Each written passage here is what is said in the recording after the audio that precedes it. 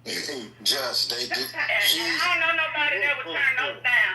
Not no man. They call you Double Deborah. Just they just call it Actually, it's Double D stands for Delta Diva. It stands for Delta Diva. But I think that's pretty hypocritical of him to take his cross down because he called himself trying to date. You remember like the Chia Pet? Instead of that, it's the Deborah.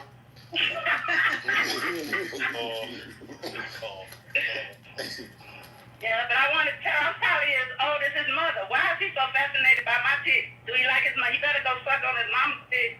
He probably wasn't breastfed. It's okay, Deb. He probably was breastfed for too long. She likes that whole milk. She probably kept doing it into his teenage years because that's how they turn out. Like he likes that whole milk. You know what I'm saying? He likes that whole milk. Oh, that's too much. Full. To the brim. Always giving. I'm sorry, y'all. It ain't even midnight. Y'all go ahead. That's all right. We're close enough. Got some moist ones. We got some big ones. Got Shut some small ones, itty bitties. Wow. What is wrong with you, Dad? I guess we could. Oh damn! I guess damn is a titty. Quiet. Well, Ben needs to be quiet. I already have my shower. I'm literally chilling, and everything's good. Damn, Love trust. it. I love it all. I love it all. I love women. Hey, I ain't got no problems there. So it's like full. And we love you. Something to hold on to. Something to hold on to. That's all. I was at Walmart Something when to hold on to. What? I don't like him Dan skinny. better stop talking. I don't like him skinny. I don't. I was at Walmart when that Oh my God. conversation went last. Hello? What? Can y'all hear me? Go ahead, babe. What'd you say? I was saying that I was what? You guys will believe who. You guys will not believe who was in the room bonding last night at 3:00 in the morning. You won't believe it. Just take a guess. Let's see who guessed. Oh. Dr. Responsible. Grant? Hell no. Grant? Nope. Matt Benedict? Nope. Dr. You will not guess this. Dr. Adams. I was asleep, so I heard them like through my, and then I woke up and I looked at the phone. I couldn't Anthony? believe. No. Oh. Well, It's we somebody. don't know. It was water and somebody else, right? It was water and Yes, somebody it else. was right? water and Yeah. Scotty. Going for water. I could not Yeah. believe it. Bonding like a mofo. I think Scotty was at the casino. Yeah, and he was I on could the hear West Coast. That's why he was awake. He was on the West Coast. Right. I could hear I could hear him in the casino, the casino noise. And it was him. Were they both? Oh, it was only three of it. Well, the room was open. I guess the audience was asleep because why was that interesting? But it was Scotty, it was Ashton, and it was Water. First of all, it was just Scotty and Water first. I was like, what is going on here? They having a real bonding moment. And then Ashton came in. I don't know why she was so hype. What is going on in her life? But God bless her, whatever it is. God bless her and keep her. That was interesting. So it's at the end of the room, if you guys want to go back and see. But it's at the end, very end. I think it was maybe 3 or 4 o'clock in the morning. She was defending Texas. That's what she was. Why? Nobody was talking about Texas, though. They were talking about casinos. Before I left, they were defending Texas. They were bonding over Texas. That's wild.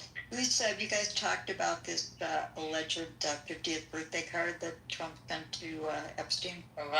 Dr. Who? A birthday card. Yeah, this is the big news. This is the breaking news of the moment. That they found a handwritten letter that supposedly, and I'm going to go back and look again for the receipt, but supposedly Trump sent Epstein on Epstein's 50th birthday. Has a picture of a woman's body, and he signs it saying, let me grab the story for you. Hold on a second. I want to get it exactly right. Yes, this sounds salacious. I just need to be truthful. I'm just waiting for Justine to come out and tell the truth, the real truth about what was going on. She is the book. She is the list. So I'm just waiting on my girl. Called her Jolene yesterday. Her name's Justine today. What's her name gonna be tomorrow, Lisa? Gasoline. God almighty. Her name up. I can't get. Look at the spelling of that. I can't pronounce that. What kind of name is that? I'm dead. I would love to be her bestie. I found it if you want it, Lisa. It's Aaron Parnas. So tell us what it is, a handwritten letter with a picture of a body? I'm going to let him tell you. I'm going to just play it for you. It's Aaron Parnas reporting on it, okay? Just That's come on. Patty. It's her room. Oh, sorry. No. Y'all play it. It's not my room. All right, I've got it queued up. I'll play it for you. We at Bombshell News, the Wall Street Journal just published its article showing that Donald Trump wrote a handwritten letter to Jeffrey Epstein for his 50th birthday. Folks, this letter is stunning. The letter, according to the Wall Street Journal, is body like others. It contains several lines of typewritten text framed by the outline of a naked woman, which appears to be hand-drawn with a heavy marker. A pair of small arcs denotes the woman's breasts, and the future president's signature is squiggly, Donald, below her waist, mimicking pubic hair. This is a conversation in the letter in third person. Quote, "There must be more to life than having everything. Yes, there is, but I won't tell you what it is, nor will I, since I also know what it is." Letter concludes, "Happy birthday, and may every day be another wonderful secret." Now, Donald Trump denied writing this letter, saying, "This is not me. This is a fake thing. It's a fake Wall Street Journal story. I never wrote a picture in my life. I don't draw pictures of women. It's not my words." He threatened to sue the Wall Street Journal if it published it. This is significant. Spread the word so more people know and follow along for all the news you need to know about. I know you're always looking for breaking news, so that's what. Dirty man. That's a dirty man. And I bet you, he says, "I never drew anything before in my life." Let's get his kindergarten teacher or somebody, because I know he's probably got a bunch of dirty shit somewhere. What do you mean his kindergarten teacher? What about his college professor? That's how he communicates with pictures. Didn't they tell you that he has to have pictures on his briefs? That when they give him the morning briefs, he has to have pictures instead of words? That was the first term? God help us. I'll put the subset link in the chat where you can look at. You can see actually the picture of it. Just that's his last one. Okay, so, but look, you cannot mistake his signature, right? His signature is very unique. So come on now.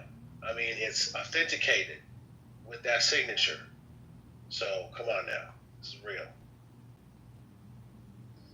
You cannot, I don't believe anything you say about him. You don't have to try to convince me, because I don't believe any story they put out.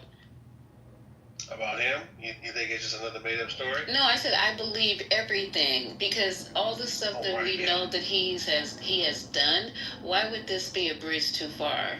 No, it's not a bridge too far at all. And especially if he forgets, then you know he did it. Because he be forgetting everything. And it's like, here it is, there it is. Right in your face. I don't know what you're talking about. Over 30 years ago.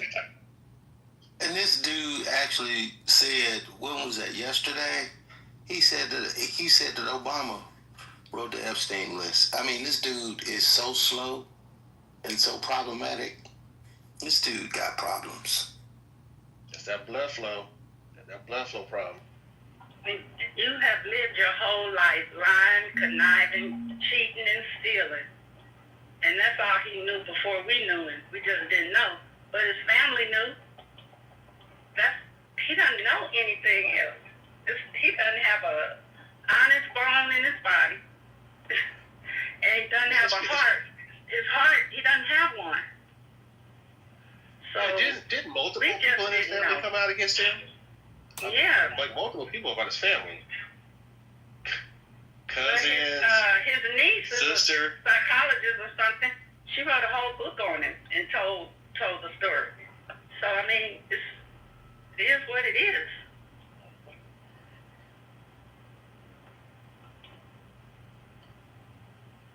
I have another great clip if you want to hear it. This one is from Ken Olin talking about Trump yesterday, one of the comments Trump made yesterday. If you want to hear it, yes or no? You can play it. Yes. All right. Okay, I'll play it for you. Here we go. I want to bring Matt in here. Matt needs to hear this too. Here we go. So yesterday, the so-called president treated us to an acid trip down memory lane, where he talked about his great uncle John, who was a professor at MIT, teaching the Unabomber, Ted Kaczynski, who, as Donald said, was really brilliant. So let's review. First of all, Ted Kaczynski never went to MIT. This story's a complete fabrication. And I don't know about you, but making up a story in which a family member taught a terrorist, that's not something I would necessarily be proud of.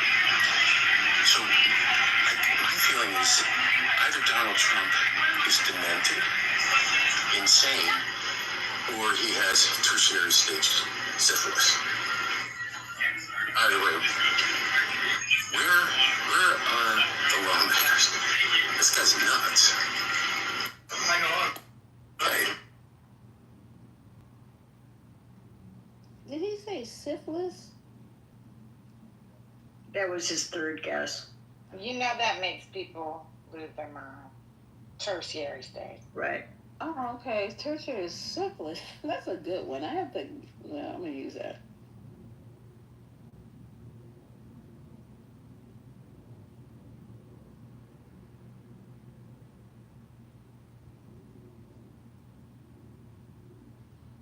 A lot of people back in the day, before you had penicillin, because they weren't able to get immediate, they would have banned because of syphilis. We can't hear you, babe. Yvonne, your phone.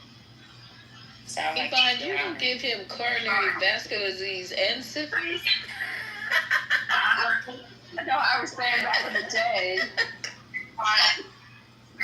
when penicillin was invented, which is the treatment for syphilis, if you weren't treated, syphilis would advance to tertiary, which affects the brain. Hey, TC. Good afternoon, ladies. I keep wanting to ask TC how's Magnum, but TC, you're not that old. No, I'm not MAGA. Sorry. I didn't say MAGA. I said Magnum. Magnum PI. It was a show, but it was before your time. Oh, TC. Yeah. I get it. I've gotten those. They got Magnum PI. Yeah, they got Magnum PI in the 2000s. No, I've never watched the show, but I have gotten the TC from Magnum PI. Hey, you're TC from Magnum PI. Yeah, I've gotten that before. I've gotten all of it. I've gotten Chris Brown, Dak Prescott. They lied to you about Chris Brown. No, believe it or not, if you look at my wife and I, and our no, you don't look nothing like TC. You don't TC. You look nothing like. No, but seriously, if you look at my wife and you don't look like Chris. No, true story. We got Chris Brown's for our high school pictures. She got Rihanna. I got Chris Brown. That was. And fun. You got a beautiful wife. She don't look like her. And then I get Dak Prescott. I get who's the other guy? Fuck is his name? Cuba Gooding Jr. Yeah, I get a few of these light skinned dudes. Sinbad. I see Sinbad. You got some drunk friends, don't you? Your friends are drunk most of the time, aren't they? Chris Brown and Clyde. Why you say drunk? And I'm just messing with you. Because they got those drunk glasses on. I don't see the Sinbad. I do not see the Sinbad. I'm sorry. I just don't. I see the Dak Prescott. I have the Dak Prescott PTR. One is the one I get the most. But true story. Back when I was in college, I'll do a screenshot of my college pictures. They did like the celebrity lookalike thing for the yearbook, and I got voted for. You went to a white school where all black people look alike? You know what? That's funny. I did go to a white school. Okay. My high school, my senior year, I did go to a white school. Yeah, it's funny. We could tell. Anyways. Well, then I look like Chris Brown, too. Did you have a Gumby fade when you were younger? Like a gun, you know what that Gumby fade is? Sean Kemp? You talking about like the Timmy Turner? That was like Bobby Brown on My Prerogative. Bobby Brown, yeah. Don't you have... No, I did the Timmy Turner for a little bit. Like when I was in ROTC, I did the Timmy Turner, but that was about it. I had a white teacher in one of my nursing class courses that told me that I look like Oprah Winfrey, that stupid bitch. Wow, she has no black friends. She has no black friends. I'm the only black person in the class, and this bitch literally said, "You know who you look like to me, Lisa? Honestly, I look like fucking Oprah Winfrey." I said, "How is it? How?" No. I don't get Oprah. Wow. You know who I get? I get Whitney Houston. Is anybody with me? Lisa, Whitney Houston. I do not look like Whitney Houston. I do get Whitney Houston. Oh, you might get it, but nobody else does. Nobody? You guys don't think she looks like Whitney Houston? I think she looks like Whitney Houston. No. That's coming from somebody who believes they look like Chris Brown. No, I don't say I look like. Wait. I didn't say I think I look like Chris Brown. If you ask me who I think I look like, I would have to say. I would say I look more like Cuba Gooding Jr. I think I get Cuba Gooding Jr. a few times. Who am I getting? What is wrong with these people in there? I get Cuba. No, I do. I get Cuba Gooding Jr. and I get Dak Prescott the most. Those two guys, I get the most. I get the Elephant Man. Have you ever who's the Elephant Man? I get that a lot. Nah, Elephant Man looks better than you. Oh, well played. Well played. Have you ever gotten Star Major, TC? I don't know who that is. If it's some sort of ugly white guy, I mean, yeah. It's a black You're guy. very funny, Betty. You know who Star Major is, right? Very funny. Again, I Lisa, got all the jokes. My nigga. I wish I could tell Patty what she looks like when she wears too much makeup, so that won't work. Y'all love this one. When I was working at the WWE, the Big Show used to call me. Bob Newhart. I see Bob Newhart. Yeah, I see that. Let's see that. All white people don't look alike, TC. Sandra looks like. Man, you look like Captain Kangaroo. What's the name of that? Mr. Whatever, I forgot. Sandra looks like Yolanda Adams. That's who Sandra looks like. Sandra looks like Yolanda Adams. I don't know if you guys know who Yolanda Adams is. Why do we all look like singers? R&B singers. I'll take that. She's beautiful. She does. She looks like Yolanda Adams. Sandra is beautiful, but why we always gotta be R&B singers? You know, you stereotypical nigga. I want to look like one of the Timmy from Kitover. Christian singer. No, I said I want to look like one of the ladies on Hidden Figures. Why we gotta be entertainers and shit? You want to be a basketball player. You want us to be R&B singers. I want to look like a fucking scientist up in here. I want to look like Jasmine Crockett. How about that? God damn, do you not want to look like Jasmine Crockett? I do. Jasmine Crockett's Are you beautiful. laughing? She's beautiful. Oh my God. Have you seen her?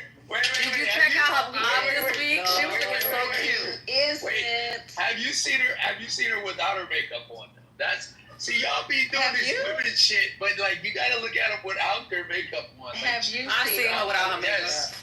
Yes. So what? It only the way she Half these women out here with all this makeup on, you gotta look at them without their makeup, because without the makeup, it's a totally different story. It is. But makeup has been around for centuries. Like Rihanna is beautiful. But Rihanna does not look anything like what she looks like with her makeup on.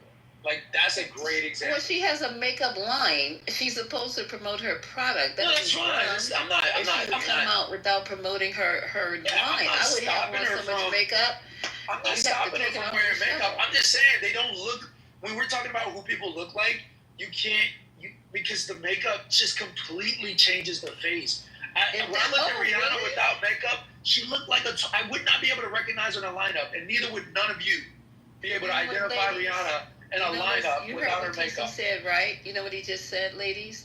We need to get a makeup line for men because some of these niggas need to be transformed. I was just getting ready to say, some of these niggas, they already got it, Lisa. Transform you. Wow. I need to start my own makeup. Lisa, they already have it. They already have it. They do? Foundation and yes, the whole 9 yards. They already have it. It's horrible. What is it called? Not you, GA, because I know Yeah, they do. I know. You know, GA looking like a leprechaun in one of your pics. Hey, listen, nobody's calling anybody ugly. I'm just saying that I didn't say leprechauns are ugly. They're cute. No, they they look different in real life versus like what they have the makeup on. It's like a completely different person. Well, some of you niggas need that. It look different for real. A whole lot different. Lisa, has anybody said you might look like you're related to? I'm not saying you are. You're related to Jennifer Hudson. Yeah, I get Jennifer Hudson. I said Whitney Houston. Okay. I said Whitney Houston. I'll take both. No one's ever told me. Jennifer not Hudson at all. Beautiful. Yeah. They're all beautiful. Yeah. All women are beautiful. Stop doing this stuff. Yeah. Like, you're not going to name a woman that's not Winfrey, though. I would have. But you're so beautiful. You're very disrespectful. Even when you don't realize it. Because you can look at Patty. You can look at Patty and see that she has beautiful features and that she's a beautiful woman. And you can tell that even if she didn't have the makeup on, because she don't have on so much makeup that you can't see her features. Right. She's only enhancing it. And for you to say that and not think that was not, and not know it was inappropriate to say with her right here on the stage like that, there's something wrong with you. You can say that. I'm going to tell you something. Wait. What's inappropriate about what I said? I didn't say anything inappropriate. You said she wears too much makeup. I never said she wears too much makeup. Stop it. I said we don't know what Patty looks like. You didn't. Okay. All right. You got it. How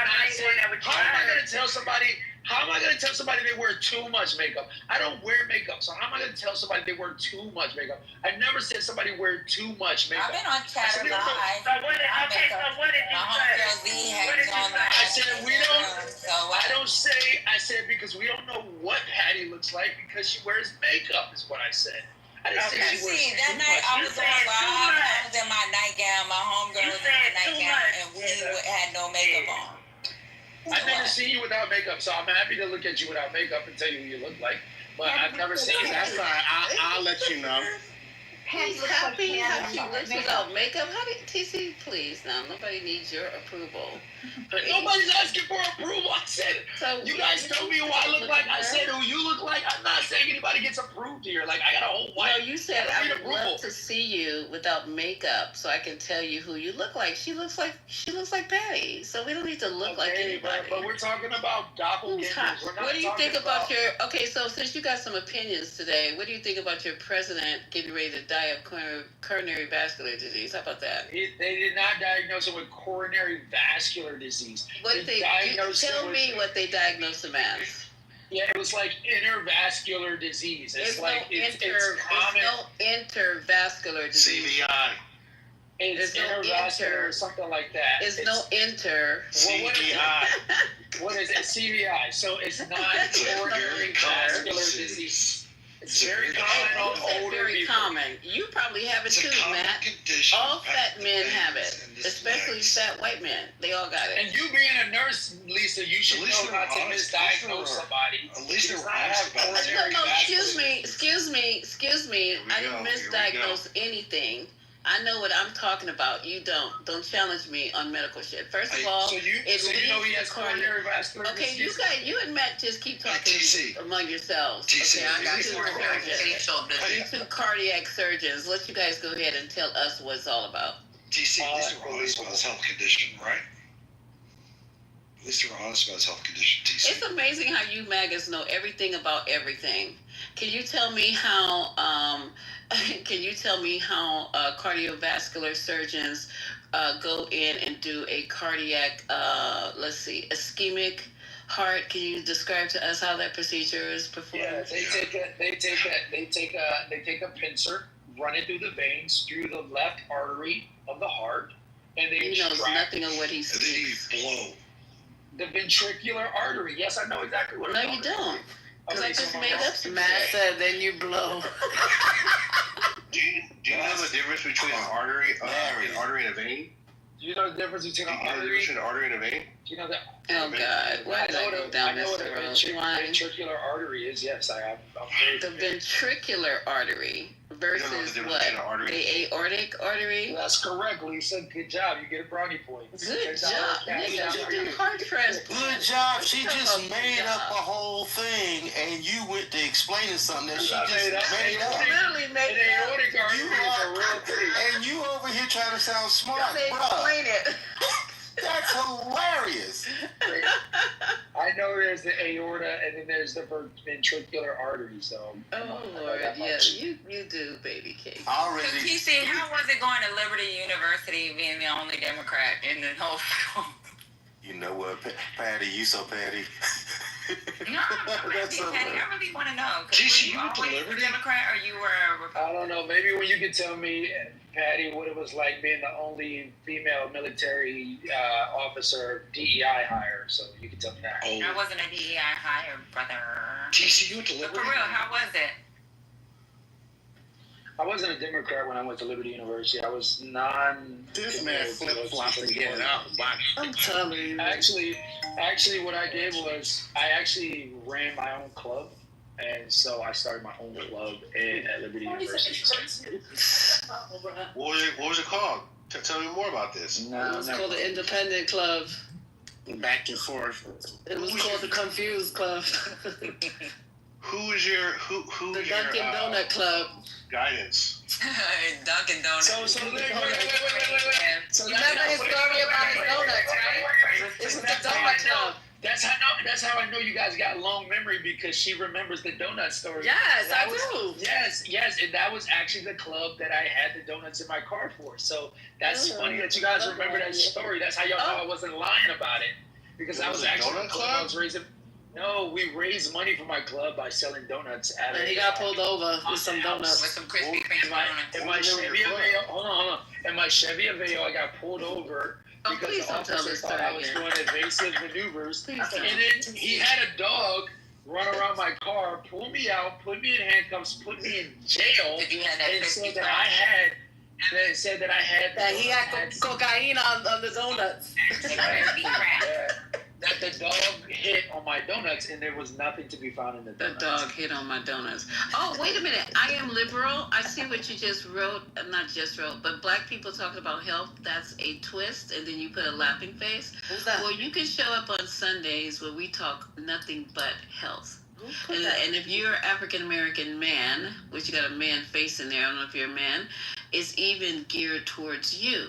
So you might want to come. There's some good information. We talked about cardiovascular disease, and we talked about, limp discs. Hypertension. He's a white guy, Lisa. Oh, he's white? Yeah, you're wasting your breath. He's a white guy. Okay, so we talked about ED. We talked about ED, but I didn't like that comment, like black people don't get health care. We do get health care. We are in health care. I work with nothing but black doctors. I work with a world-renowned neurosurgeon, a world-renowned eye doctor who invented the phaco machine for cataract, black female out of UCLA. I worked around a very well-renowned heart surgeon. That goddamn, what's his name, who said he separated twins? Ben Carson was a quack. I will admit that. He was a piece of shit quack. And then, let's see, I work nothing but around excellence. Excellent, very good health care. So I don't know what you're talking about, sir. White man talking about a burger. Carson the quack.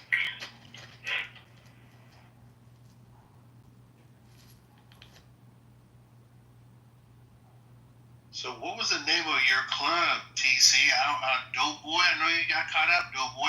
What was the name of your? Just know we raised $2,500 for What's after the school program. RNA, liberal? We raised over $7,000 for like a all night worship night on my college campus, and we did a few other things. We did a documentary, a letter. But, we did a few events. Yeah, I think that's what he's trying to say. So you were a Christian? Okay, You're a Christian group? I think he's 100% talking about the Christian, yes. ribonucleic acid. That's maybe what he's talking about. Ribonucleic acid. That too, liberal. But You're a molecule that's in all living cells. I wish I was liberal in a couple of people's DNA. I wish I was running amok in. Thank you, sir. You know what I don't get about the liberals? Shout out to Lisa for being an RNA. Do you guys even know what you did wrong in the 2024 election? That's what I'm We didn't do curious about. shit wrong. See how they come in here? They can't fit. They I'm can't curious get if the over liberals the know what past. they did wrong. No, I'm just curious. Like, you lost an election. You lost it very, very badly. You lost all the swing states. Let me read your You bio, lost Congress and you Lord. lost the White House. So I'm just curious. like, Lisa, whenever you're ready, open up your room, please. Okay, let me read liberals. He's asking me to. Okay, reform. Hey, what are we going to do without Big Aww, going away? that's sweet. I give you a hug, liberal. Can I give you a hug? TC, what are we going to do with Big Bird going away? With You'll feel even PBS? better now, baby. NPR. Yeah, no, I mean, listen, I don't agree with that. Listen, Matt, I do not agree with him defunding PBS. Really? PBS is a very, yes, PBS is a very, I understand This that one. You're fucking crazy. Go ahead. Really? Why? You want your tax dollars? Matt, go to sleep. PBS Matt, is important. I don't agree with everything. PBS is a part of my childhood. PBS is very important. I'm sorry, PBS is extremely important. I get that they started to 4, 5, 6, 7, 8, 9. They don't switch not CEO, sorry, goddamn. TC. They are the left. No, they're not, Matt. 1, 2, 3, 4, 5, 6, 7, 8, 9, 10, 11, 12. So I used to watch Arthur. I used to watch. Yes. Like, come on, y'all gotta get it together. Magic School Bus. Finding your roots is on PBS. Finding your roots. What's the Dragon Dragon is a Tales? great show. Dragon Tales, Lamb Chop. Yeah, lamb chop. Lamb Chop. Finding your roots. If it Finding wasn't your for roots. PBS, I don't know nothing about Finding Your Roots. That sounds like something. You don't watch that? They go to DNA He's talking of about your when we were kids. history of your they get particular people and I they grew up research in the back 90s. I don't know nothing about their the lineage 60s. all the way before coming to America. It's Stop great. it, TC. You're going too far now. See, we trying to Was keep it on Reading something. Rainbow? Then you want to go. Reading Rainbow, yes. What else? What other PBS shows I used to watch? What's the one with the they were like outer space, getting out outer space. What the fuck was that show? Oh my god, what's the name of it? And the science Schoolhouse Rock. Schoolhouse Rock. Was it Sid and the Science Kids? No, not that one. Oh, do you guys remember the one with the dog and the detective? What's his name? Spot? What crime? The McGruff dog? What are you talking about? No, not the Where did Jet go? No. Remember the detective dog? It was a detective dog. He was like a not a Doberman. He was like a it was on PBS all the time. Cyber Chase. Cyber Chase. That's what I was thinking about earlier. Cyber Chase. Oh no, this one was like the detective dog. Oh, don't forget Caillou. Caillou, yes. Caillou. Now That was my son's favorite. that's who you look like, TC. My son loves Caillou. That's who you look like, TC. You look like Caillou. I was a Barney kid. I grew up with Barney. I had a Barney doll and everything. Caillou. Yeah, that was my show. What about the big comfy couch? Big comfy couch, yes. Did y'all used to watch Bill Nye? Bill Nye the Science Guy, yes. Yeah. Where y'all getting all these What shows? about that one with the blue dog? Because we used to watch when we was a kid. No, that you're thinking Nickelodeon. You're thinking Disney. The love, where in the world is Carmen San Diego? Yo, all I used to In watch the was world PBS Kids is- because I didn't have cable, so all I did was watch PBS Kids when I got home from school. That's it. like the whole lineup all the way through. And then on Saturdays, we would watch WB Kids. On Saturday. So Matt, why would you want to show that after you see all of the memories that we have, all this teaching and learning? Matt?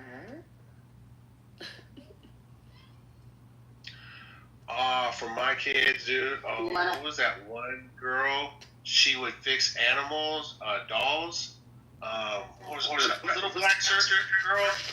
You're talking about Comfy Couch. Like, talking about Comfy Couch. No. She would fix like toys, and she was a doctor, but she was a little girl, and she would fix toys. That was the cartoon I actually gave let my sons watch all the time. Come on, what was her name? I'm gonna look. Doc McStuffins? No. She was a little black girl, and she was like Dr. she McStuffins would fix animals. Not great. She would fix toys. That's current. Gracie's Corner. What year was it? Are we talking the 80s, 70s? What are we talking? This is more recently, and what was it? What was her name? Cartoon. I know she was. Was Reading Rainbow, was that guy weird to y'all when you was a kid? No, he was in Roots. Doc McStuffins. That's the one you just said. Oh well, yeah, correct. Yeah, that's what TC just said. No, I thought it was weird. He's a great actor. I couldn't get with Reading Rainbow as much. I got Mr. Rogers more than I got Reading. I didn't like Mr. Rogers. Was weird. He looked kind of weird. What about the guy that used to paint? What was his name? Oh. With the big afro? The big afro. Yeah. He was a creeper. I think he passed away. It's Bob, but he was a creeper too. Bob, yes. Yeah, Bob Ross. Bob Yeah, Ross. he was a creeper. But Bob Ross is like old school, right? And those were old. I couldn't really watch that shit because he looked like he was from like the 60s or something. He looked like he was a creeper. He was a creeper. He was high. I used to just like to watch what he was painting. I wasn't looking at him. Amazing. I was convinced that Mr. Rogers was a creeper too. No, honestly, the one show that stayed the test of time was Sesame Street. Sesame Street is undefeated. Without that's one of those timeless shows that you cannot put in a specific genre. Or even Luther was on Sesame Street. Everybody was on Sesame Street. Yeah. Even now, Sesame Street is begging, so I hope they don't do away with Sesame Street. That was legit. Right, like Elmo came up. That's why I learned about Latinos, because I didn't know nothing about Latinos until the Latino puppet. Because I'm from Detroit, so we had nothing but black kids. We knew there were no Spanish kids in Detroit, so it was all blacks. So what's that Spanish puppet? What's her name? Like Esmeralda. It's not Esmeralda. What's her name? What's the Spanish puppet? Y'all know what I'm talking about. Her name starts with an E. What's her name? Goddamn. Anyways, she had a Spanish accent. That's when we first learned about Spanish people. And I personally have never met a Spanish person until I got to middle school. It's just crazy. But yeah. I kept talking about Maria. It is crazy. Maria, yes. Yeah, her son Maria. Yeah, Maria. That was it, man. Anyways, that's PBS for you. So no, they should know, Matt. I am anti them cutting PBS. They need to cut the Tavis Smiley show. He should not be on PBS. A lot of those other left-leaning shows that are on PBS should not be on PBS. They're not left-leaning. They are left. They're definitely left. Like Tavis Smiley has no business being on PBS. Front Lines, have you ever watched those? It's ridiculous. You think But about the taxpayers? kids programming was great. Frontline is not left-leaning. Frontline isn't left. Do you really watch Frontline? Of course. So where do you get the left-leaning from Frontline? Just opening my ears and listening. No, they talk about news stories. He's saying it's left leaning because there's only brown and black people on the damn show. He's annoying. What's going on? Are you for real, man? Yeah, of course. Wait, Matt, don't you? Maybe you need to rewatch Frontline. I watch Frontline. I've watched. Frontline is no way Wait, Patty. Have you watched Tavis Smiley though? So we all know Tavis Smiley is left leaning. I got 100% on that, but he said Frontline. Oh know about. Yeah, but Matt, don't you have one of those new German hearing aids? Like you just now starting to hear, right? Yes, that's correct. Just saying. Just now starting. Yeah, I know when Quinn comes you still up, can't hear us. he about to say something. No, PBS should be like C-SPAN. Honestly, PBS should be like C-SPAN. C-SPAN does a great job. I listen to C-SPAN on a regular basis. C-SPAN will have a call line for Republicans and a call line for Democrats, and they give both sides equal time to speak on issues. They cover the Congress. They are not slanted. C-SPAN, PBS should have operated more like C-SPAN, if you ask me. They were going to cover political issues. Hey, TC, man, I got a question, man. How you go from Detroit with no cable and PBS to Liberty University? Bro, it's called Christianity, bro. There was only one Christian college that would accept me, and that was Liberty University, bro. And I knew if I was going to college, I'd have to go to a Christian college because I wanted to get a Christian education. So it was either Liberty or Oral Roberts University, and I didn't apply to Oral Roberts. Only one?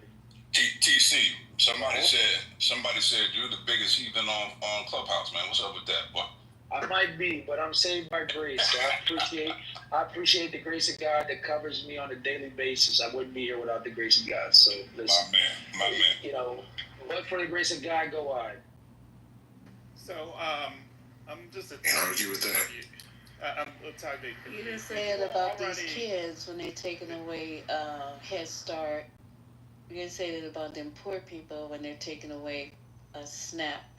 You didn't say that about these vets when they're reducing their health services.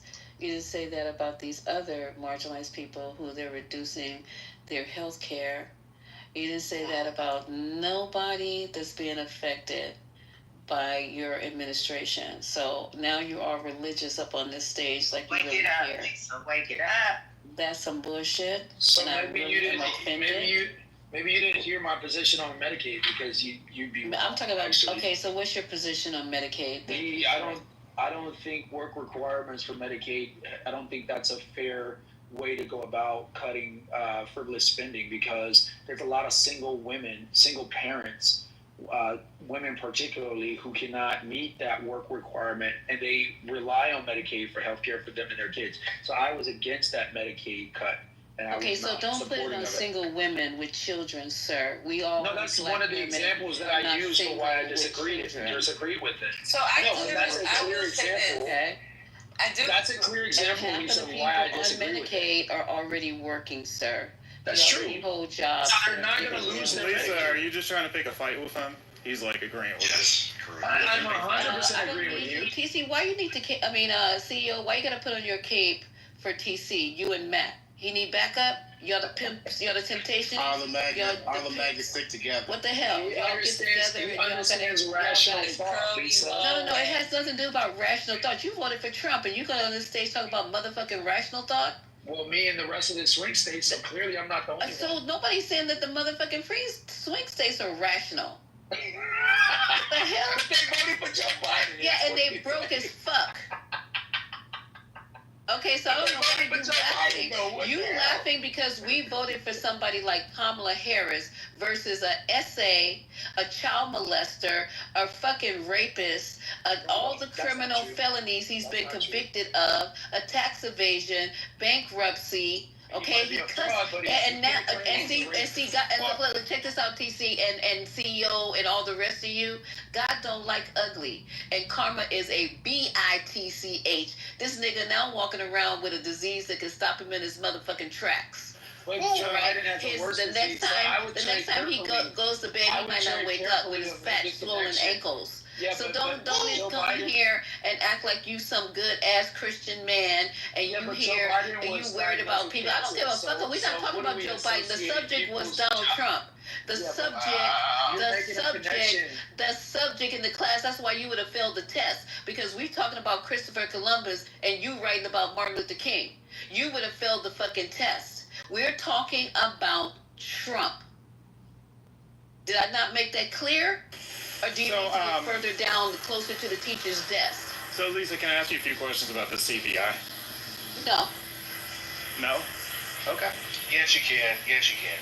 By the way, I had a chance to connect with CEO on LinkedIn. This guy's a very accomplished man. I didn't know he was as accomplished as he is. So I feel very privileged. I've been trying to share the irrefutable truth with you. The American people have been lied to by Donald Trump, Rudy Giuliani, and various cohorts of individuals in government and media positions. They created falsehoods to serve their own interests, knowing it would undermine the strength of our nation. From November 2018 to October 2019, I was a key participant and a witness to numerous efforts to prove that Joe and Hunter Biden were linked to corruption in Ukraine. Rudy Giuliani, on behalf of then President Donald Trump, tasked me with a mission to travel the globe, finding dirt on the Bidens so that an array of networks could spread misinformation about them, thus securing the 2020 election for Donald J. Trump. Ironically, when I was arrested, my original indictment linked me to an individual referred to as unindicted co-conspirator 1. We now know this individual to be Congressman Pete Sessions, who sits on this very committee today. Today I ask you to consider the following. In nearly a year traveling the world and interviewing officials in different countries, I found precisely zero evidence of the Biden's corruption in Ukraine. No credible source has ever provided proof of criminal activity, not the FBI, CIA, nor the NSA. No respectable Ukrainian official has ever said that the Bidens did anything illegal, including former President Poroshenko and former Prosecutor General Yuri Lutsenko. Even when CEO Burisma, Mykola Zlochevsky, was offered a deal by Rudy Giuliani in exchange for information on the Bidens, he provided none, because there is none. The only information ever pushed on the Bidens in Ukraine has come from one source, and one source only: Russia and Russian agents. The impeachment proceedings that bring us here now are predicated on false information spread by the Kremlin. Everyone involved knew they were sharing lies. From Trump and Giuliani's shadow diplomacy, through my missions to Ukraine and elsewhere, to members of a BLT team, a group convened for the sole purpose of investigating and damaging the Bidens.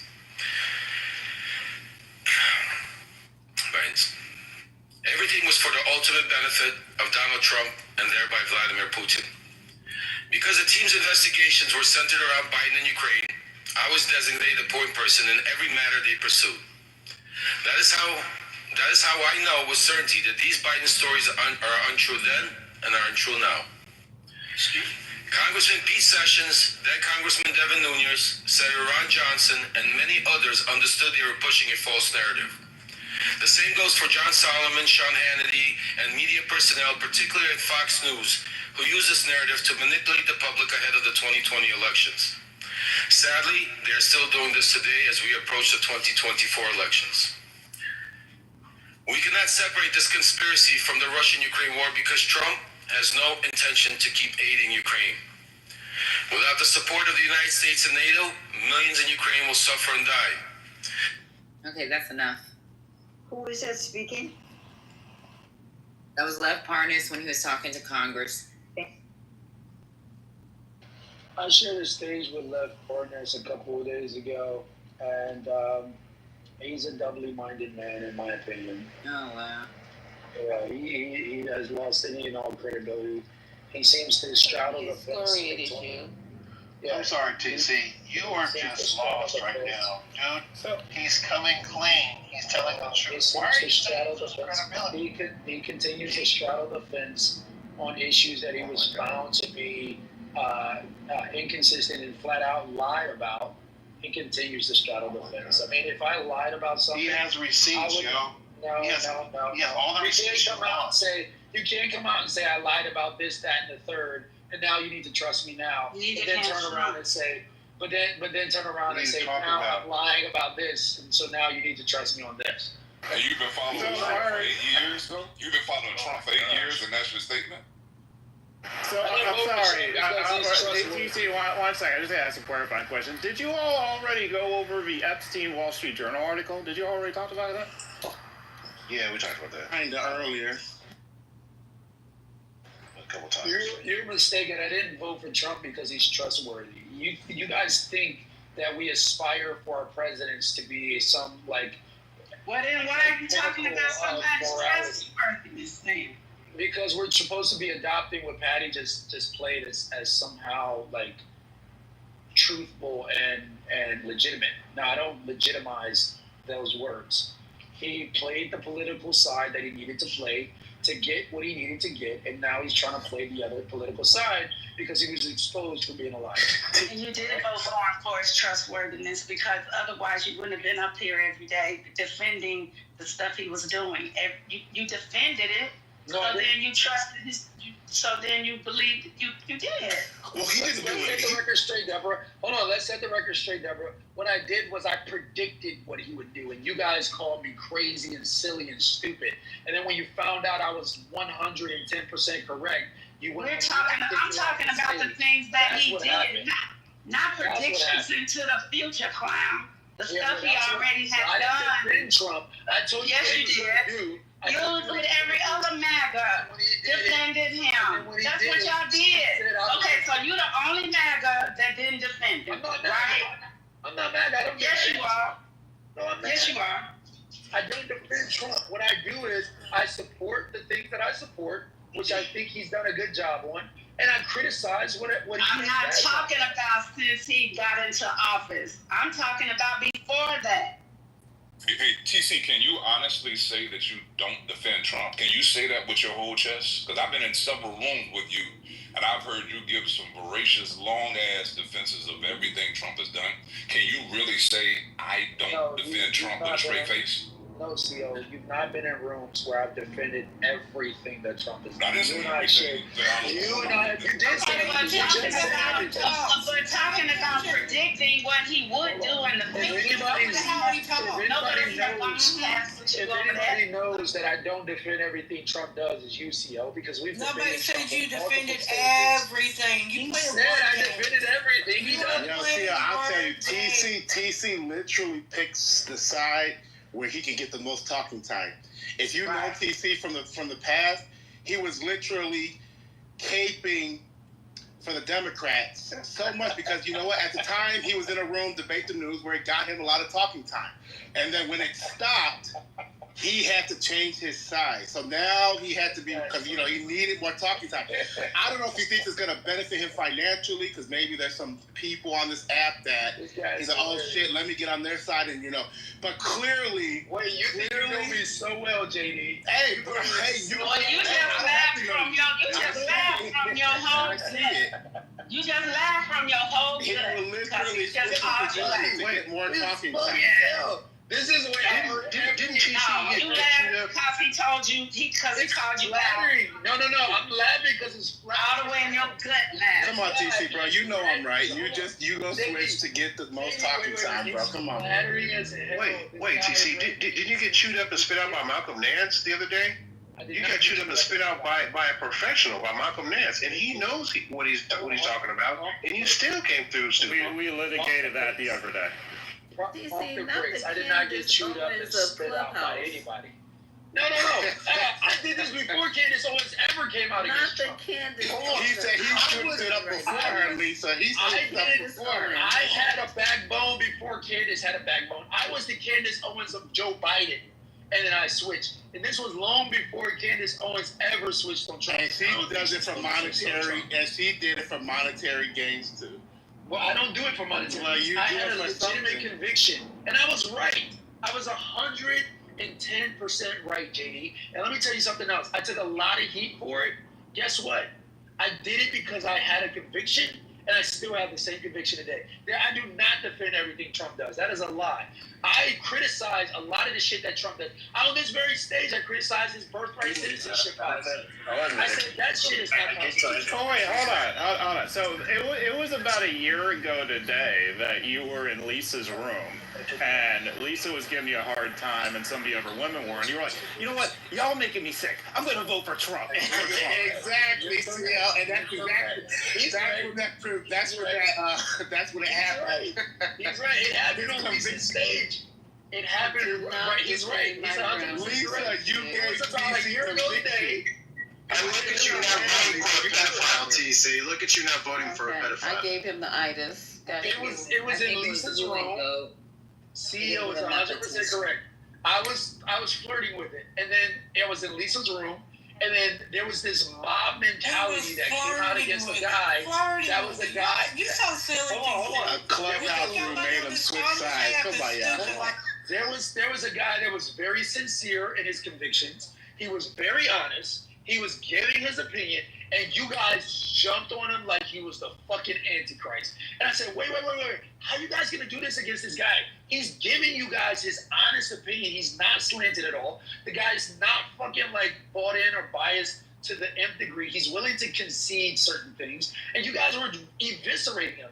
I said, fuck that. I don't want to hear anything a part of that. I have legitimate disagreements with you guys on education and the liberal agenda, legitimate disagreements on fiscal policy, on national security, on foreign policy. Yeah, I might agree with you on certain social issues, like LGBTQ issues, like certain issues related to like fairness and access. I agree with you that certain people have been disenfranchised, but I'm not gonna like necessarily agree with you guys on everything. So the thing that I disagree with you on, you're gonna fucking crucify me? Fuck that, Trump.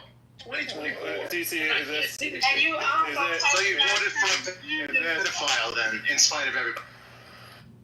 Yeah, I mean, TC, what do you think about the Wall Street Journal article that came out an hour ago? I didn't Did you read it? No. Okay. Can I give you a quick summary? I'm all ears. Okay, 1 second.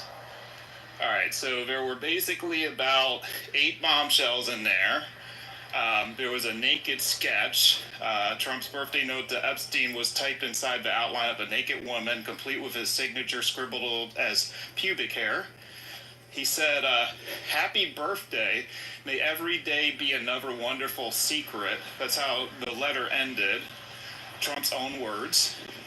There was a conversation about secrets. The card includes a fictional dialogue between Trump and Epstein about having things in common, enigmas never aging, and secrets. Wall Street Journal reviewed the original pages. The DOJ already had it and didn't say a word. Bondi promised full Epstein disclosure, then folded. Trump's had a meltdown about this and now is saying he's suing. And lastly, he said to Epstein, we have a lot of things in common.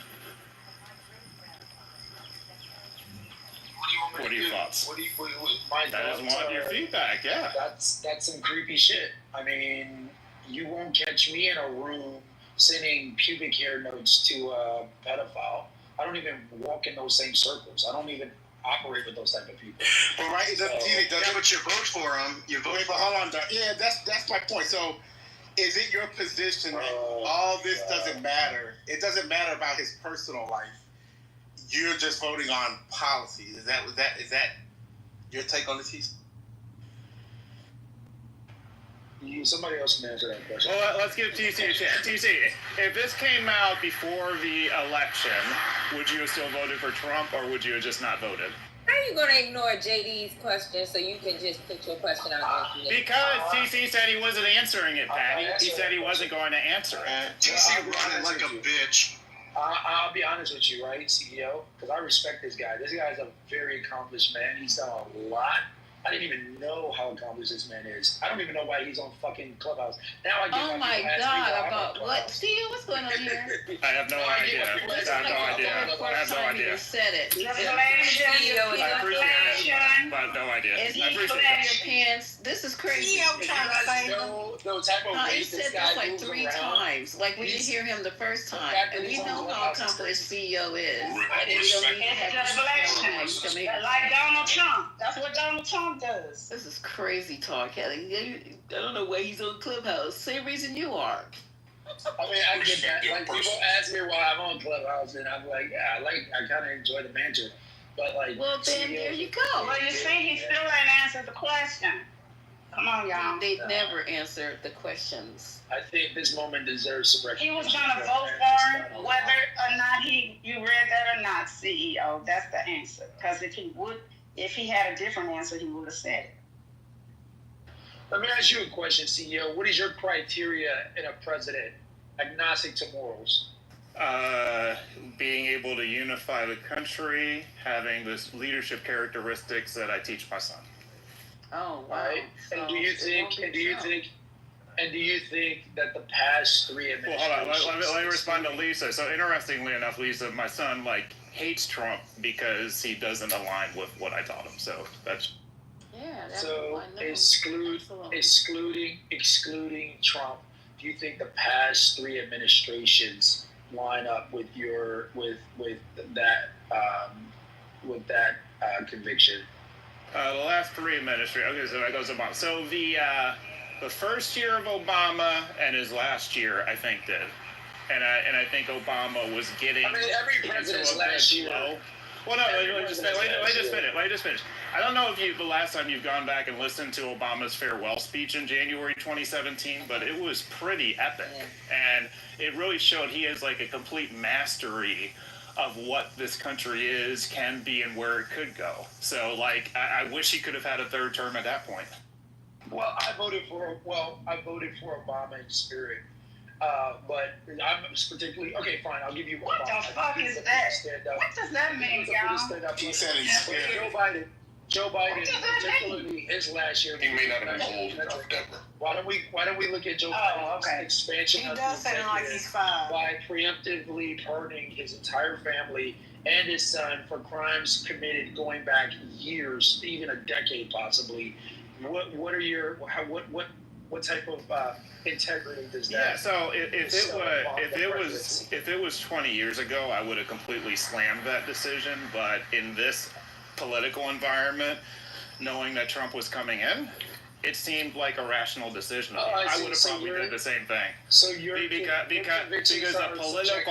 the political climate has changed, right? So you have to adjust it. No. You just have to be a realist as well. You can be optimistic. You can lean on optimism, but you also have to have realism. Otherwise, you're living in a fairy tale. So it's subjective. Let's just be honest. What considered integrity today is not what's considered integrity tomorrow to you.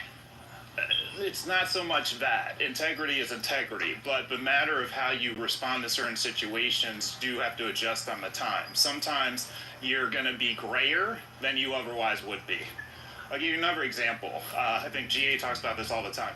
In the 90s, Bill Clinton and Newt Gingrich should be impeaching him 1 second, and then they talk about policy the next and work through an issue. Like everybody was still an adult regardless. We don't have that today. That doesn't happen today. But that doesn't happen today. Yeah, that does not happen anymore. So now politics is I'm just saying it's because now politically you have to treat things differently. So that's my point. It's far more polarized than it's ever been. And let's not fine. We can be in a more polarized political climate, but that has nothing. But that's pretty key to what he's talking about. You're absolving your family of accountability because they're your family, but leave people like Jim Comey and the CIA director Brennan exposed. Like that's the height of hypocrisy. Look, okay, so y'all, hold on. Let me just ask TC one more question. So TC, if you were Joe Biden, what would you have done? And let me set up the context. You've lost a wife in your life. You've lost multiple children in your life. You are very sick. You're at an older age. You don't have much time to live. You wouldn't want to spend some time with your son before you die? I don't know where that plays into the fact that Joe Biden literally gave a farewell gesture completely inconsistent with that of the George Washingtons and the Barack Obamas of the world that literally used their farewell gestures to imbue. No. His farewell speech wasn't good. I didn't like his farewell. Hey, that's a different topic. You have to understand. You talked about what convictions you have, what you want to see in a president. You said you don't hear JD talking. Joe Biden. Well, and this ain't just no two-person conversation. Y'all done had enough back and forth now. Go ahead. Somebody else got to speak too. Dan. Go ahead, JD. No, I was just trying to move it on. Well, I just wanted to say, just real quick, Quinn, let me just say this. Because I didn't even understand what he meant by voting for Obama in his mind. But now that y'all explained to me that he was possibly too young to vote, he wasn't paying attention to politics before Obama. So all he has is Obama Biden and Trump. So he don't have the, I'm talking CEO in particular, and everyone else, but he doesn't have he doesn't have nothing to compare to that 30 years ago.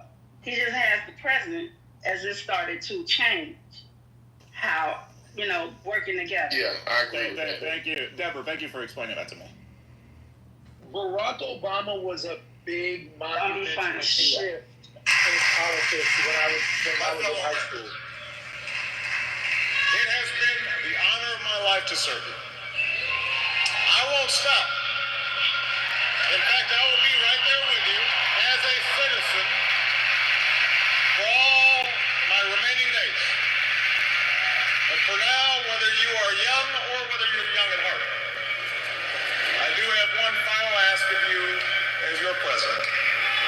The same thing I asked when you took a chance on me 8 years ago. I'm asking you to believe, not in my ability to bring about change, but in yours.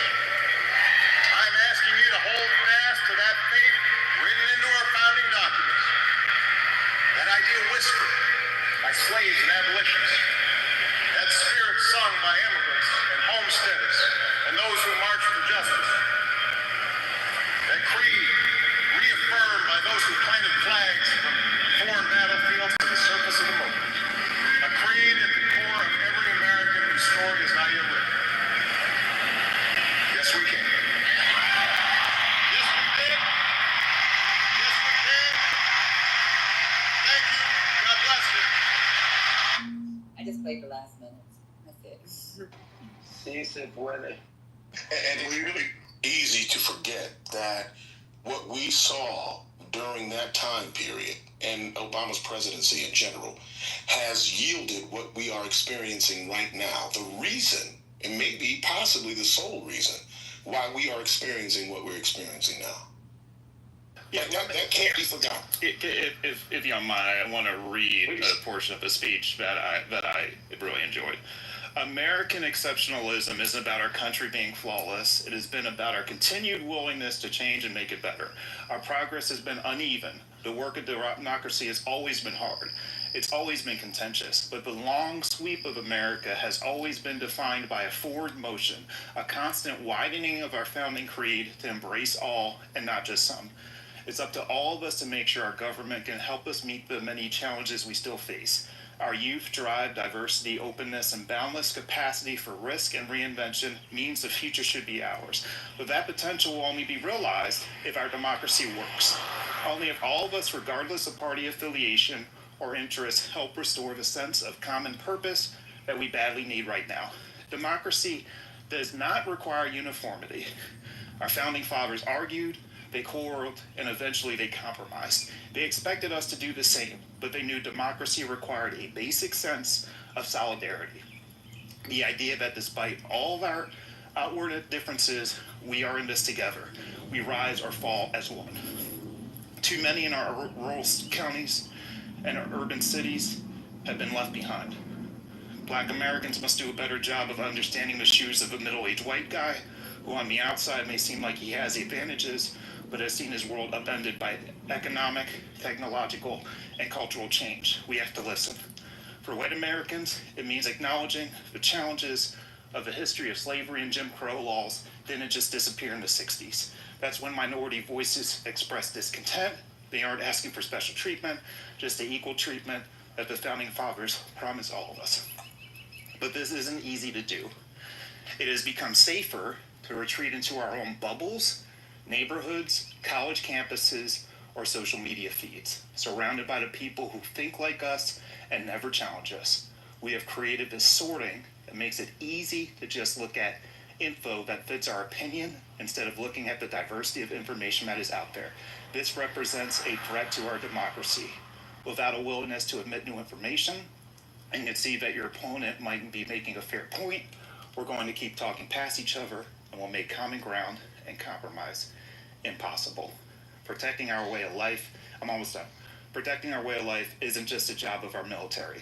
Democracy can buckle when it gives into fear.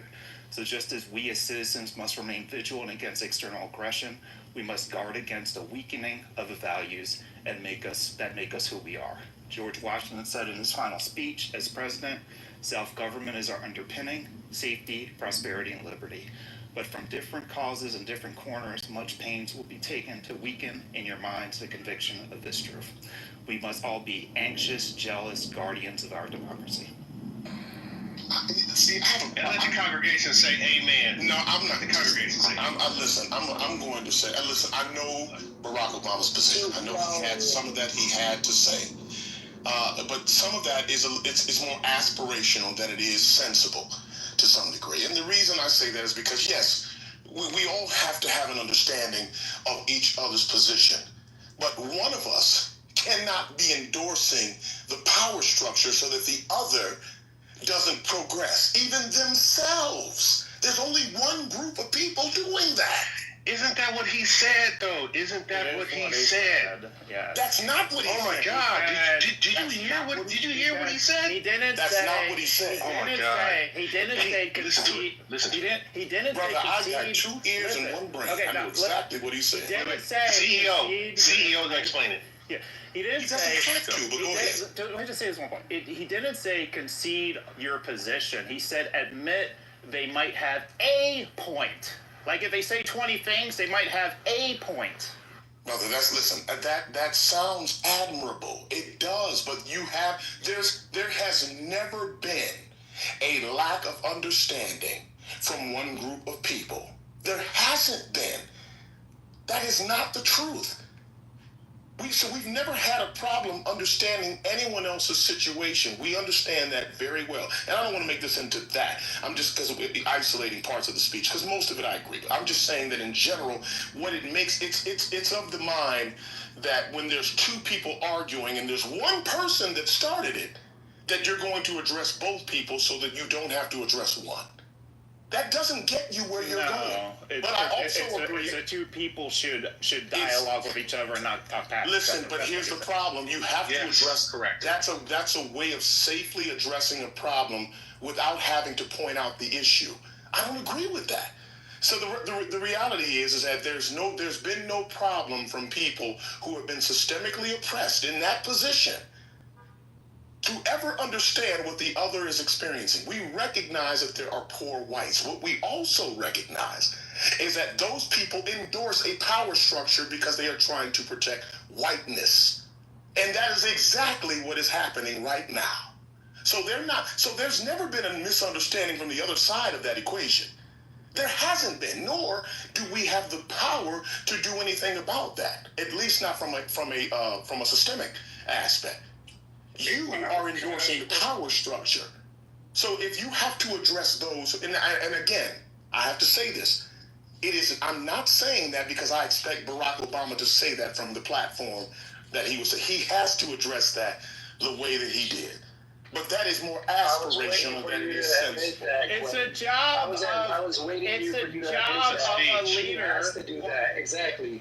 It's a job of a leader to be aspirational. That is what a leader is supposed to do. To create a vision for what we're walking toward. Well, CEO Quinn admitted that at the end. I thought he wasn't going to get to it, but he did get to it. And he admitted that he has to do that. He has to walk that line. Now, I know he has to do that, but it's not a sensible argument. It's just not.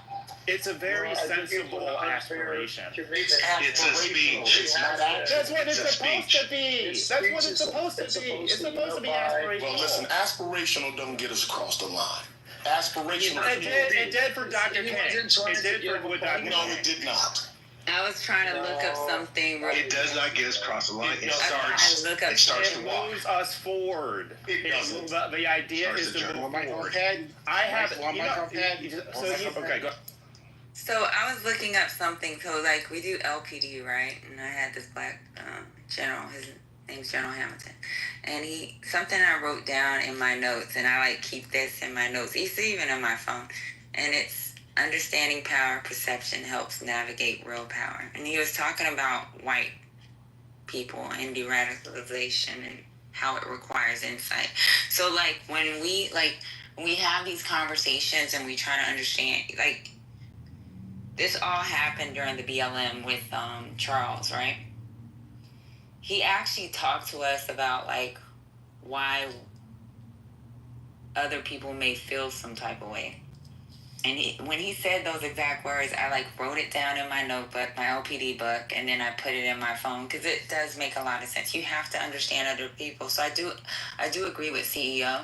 I know y'all don't want to hear that, but you do have to look at the other side sometimes and understand where they're coming from and how. That's the only way you're going to make change.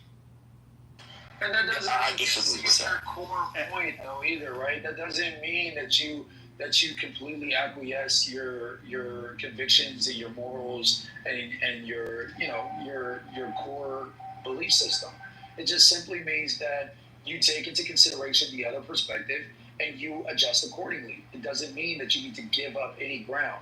It simply means allow for the other individual to see it through their eyes and then respond based in a way that they can understand and you guys can move forward together. It doesn't mean simply pointing out the sty in the other guy's eye and then you don't identify where the issue is that he sees from the other perspective. I think that's fair. Yeah, I think it was Mahalia Jackson that told Dr. King, "Tell him about your dream, Martin."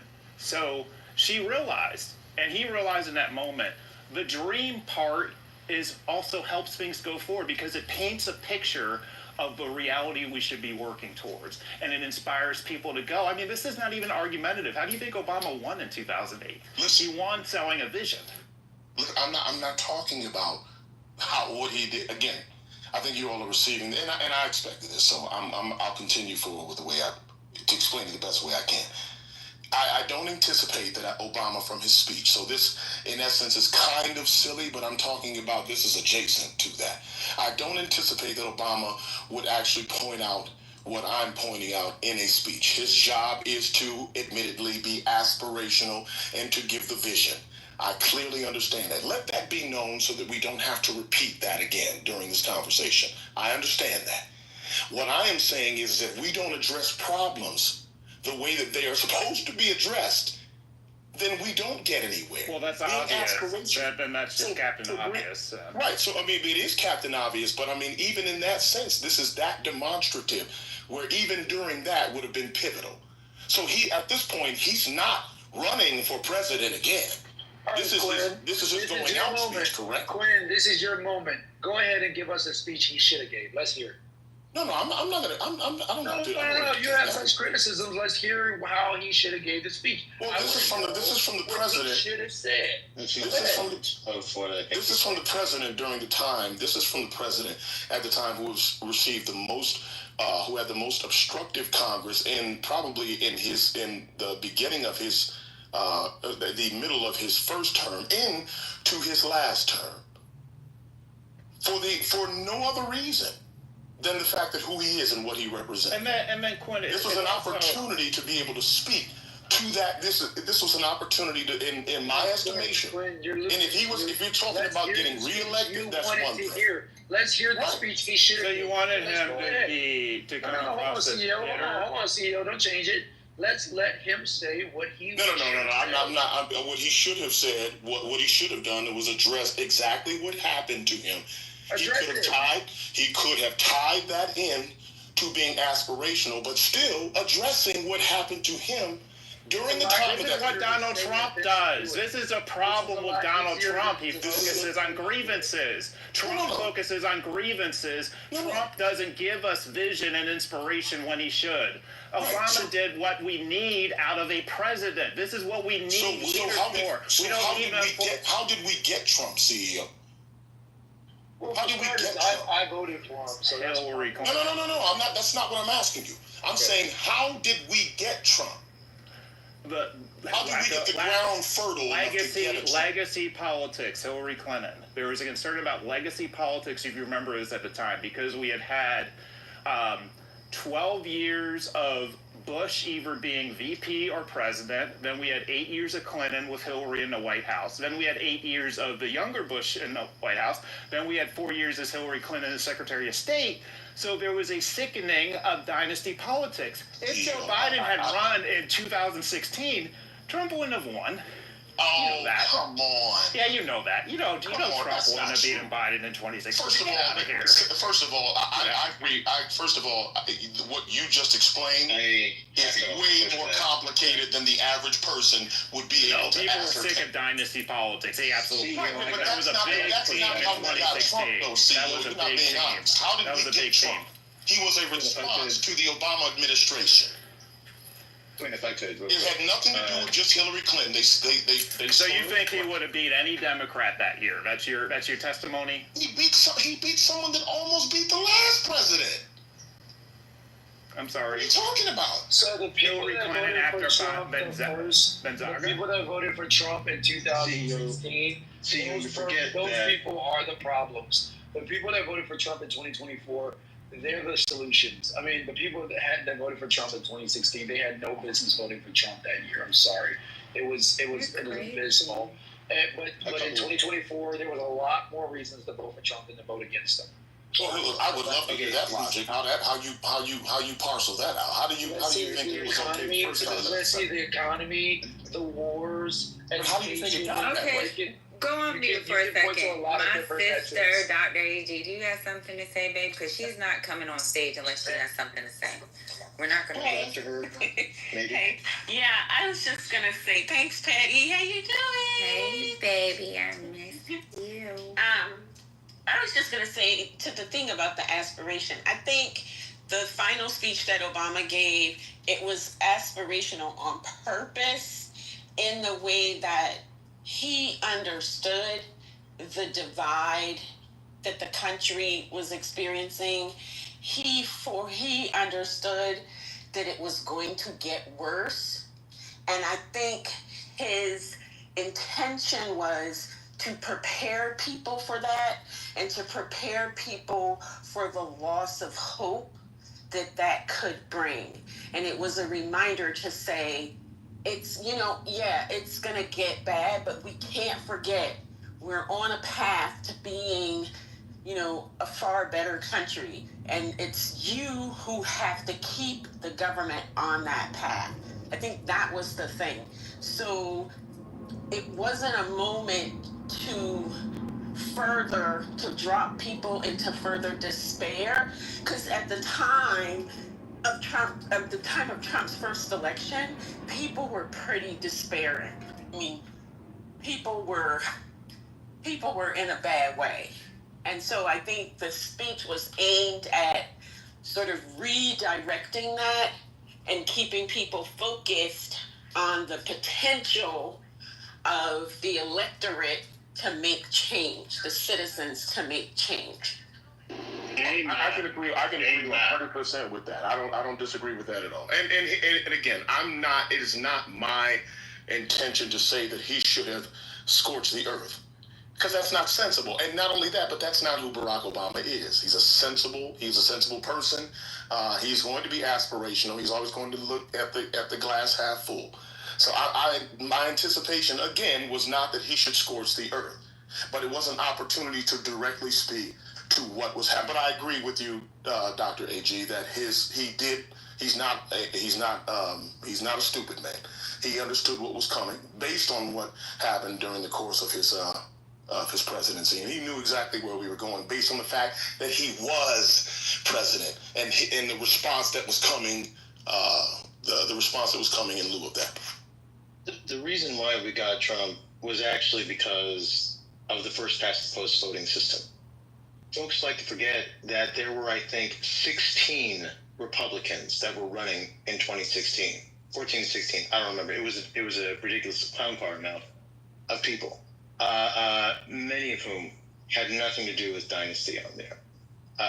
So the idea that Trump winning ultimately first Jeb Bush didn't have to do with dynasty merely because I said many, not all. Was Marco Rubio part of a dynasty? I didn't say that. Jeb Bush and Hillary Clinton were. Jeb Bush and Hillary Clinton were. I know. I'm saying CEO. I said many of them were not. Many of them were not. I didn't say all of them were not. I said many of them were not. Right? The reason why we got Trump was because of the first past the post voting system. Right? The thing is that all of the other people, most of the people, pretty much all of them that were running had generally irrelevant differences versus policy-wise versus Trump. All of the middle folks in the Republican Party, right, got split up amongst those people. And the person who was the most polarizing was the person who actually won. That is why we actually ended up with Trump. The people that now, maybe after that, okay, because people forget, at the beginning of the of Clinton's run, she actually had a decently high approval rate. It was because of her campaign and how shitty they were that people like myself were able to forecast that she was going to lose early, right? And I actually spent 3 months of financial and social capital trying to warn them about it, but their hubris was so fucking huge they couldn't see past their down to their toes. That was why they. Yeah, she was. Can I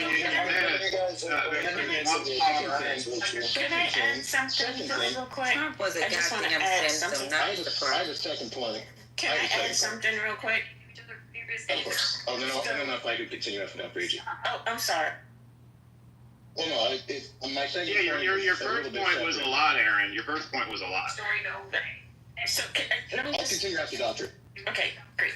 So if the question is how did we get Donald Trump the first time, I think it's hard. I think it would be unfair to ignore that Hillary Clinton won the popular vote. Donald Trump won in the Electoral College.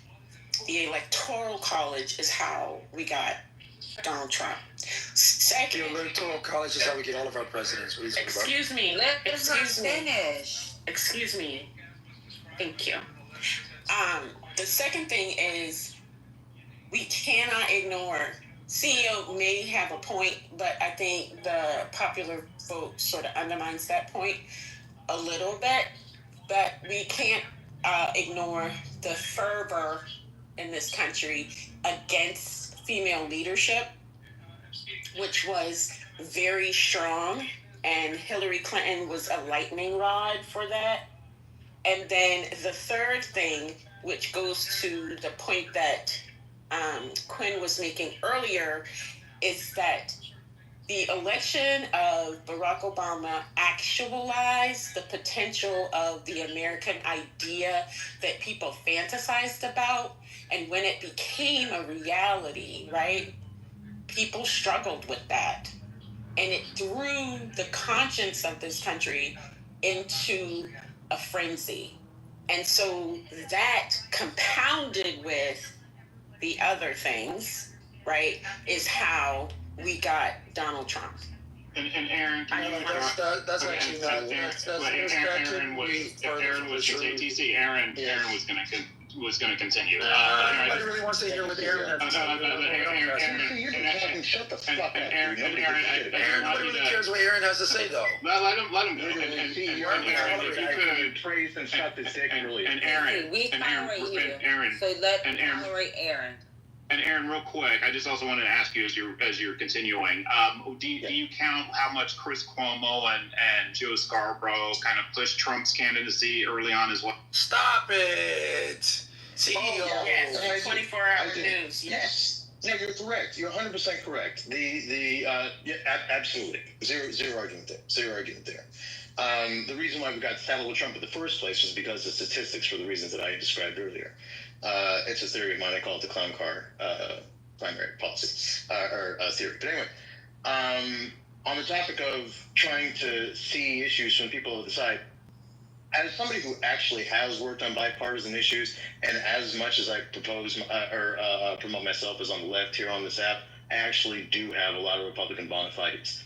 I have worked with and regularly talk with elected officials, both at the state and municipal level, who are Republicans and further right than that. I specifically have just dialogue with them on climate issues. I can understand and talk with someone very far on the right on climate issues without even mentioning the word climate, and we can get to the same page on that. There's a story that I've mentioned, I don't know, maybe on the stage before other rooms in Clubhouse. I've gone and heard there was I'm a fellow at this think tank. We had a Midwestern councilman come up and say, I don't believe in climate change, but I believe clean energy is good and right. I can understand that the ability and the desire to choose cheaper energy may trump my desire for that person to understand how important the science behind climate change is. And ultimately, that's great. I have seen that stuff work on very, very, very specific issues. On antagonism toward China, it also works very well, right?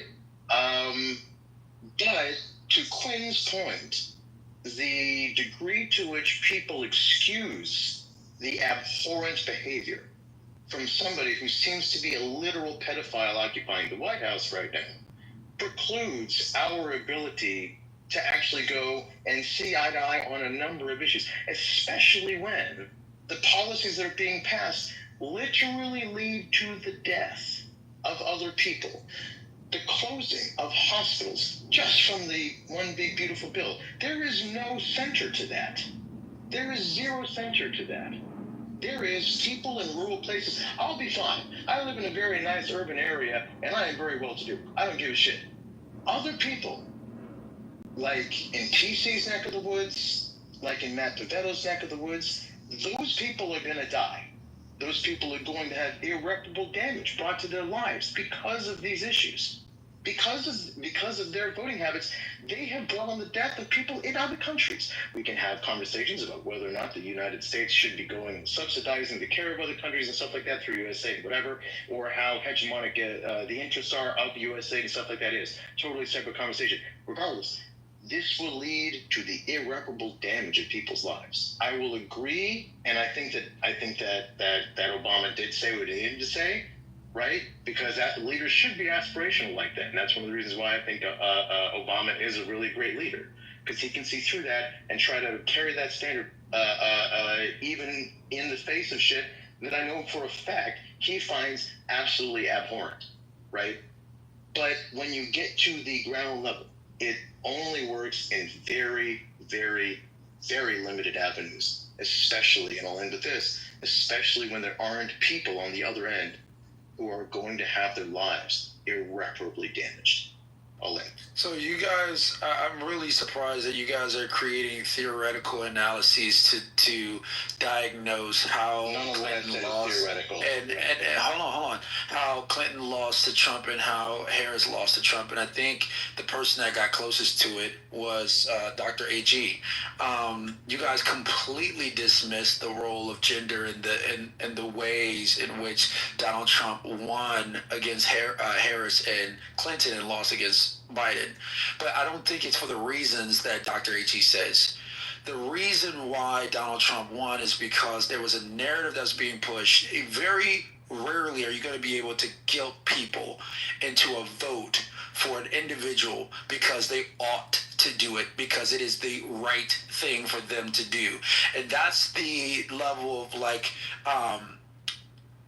that's the level of preaching and the level of morality shaming and virtue signaling that the liberal left has done in this country that's forced people into silos. I think that you guys don't even realize the reason why you lost. You lost because you tried to guilt people into voting for a gender and a race that they ought to vote for. And probably more important than that, remember, Barack Obama won his election against Mitt Romney and John McCain, not so much because of his race. Yes, we know that black Americans are a loyal voting base for the Democrats, and the fact that Barack Obama was the first black candidate to actually have a chance at winning the White House definitely propelled his chances of winning. What you don't realize is the fact that he created a coalition of people that were willing to work hard, literally span the entire, I think Barack Obama got more votes in the urban areas than any president previous to him because he was able to do the work. What Harris and Clinton did was they tried to create a coalition around the women, coalition around the female vote, and ironically enough, it was the female vote that ended up costing them the election. That's what's so ironic to me, and that's what's so surprising that it doesn't come up in your theoretical analyses.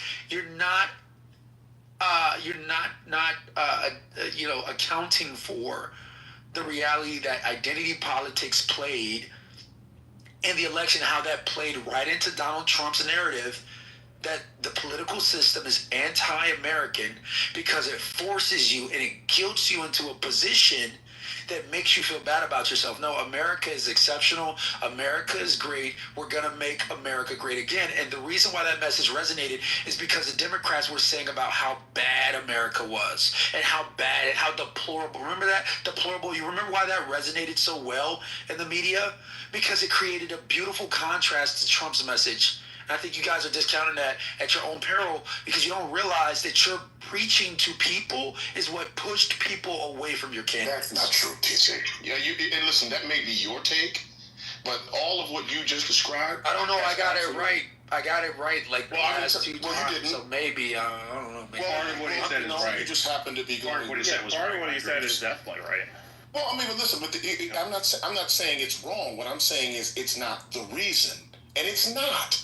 You gave a partial. Of course, we've all had a discussion about how gender played a part in why people did not go out and vote, and that just doesn't encompass Republicans.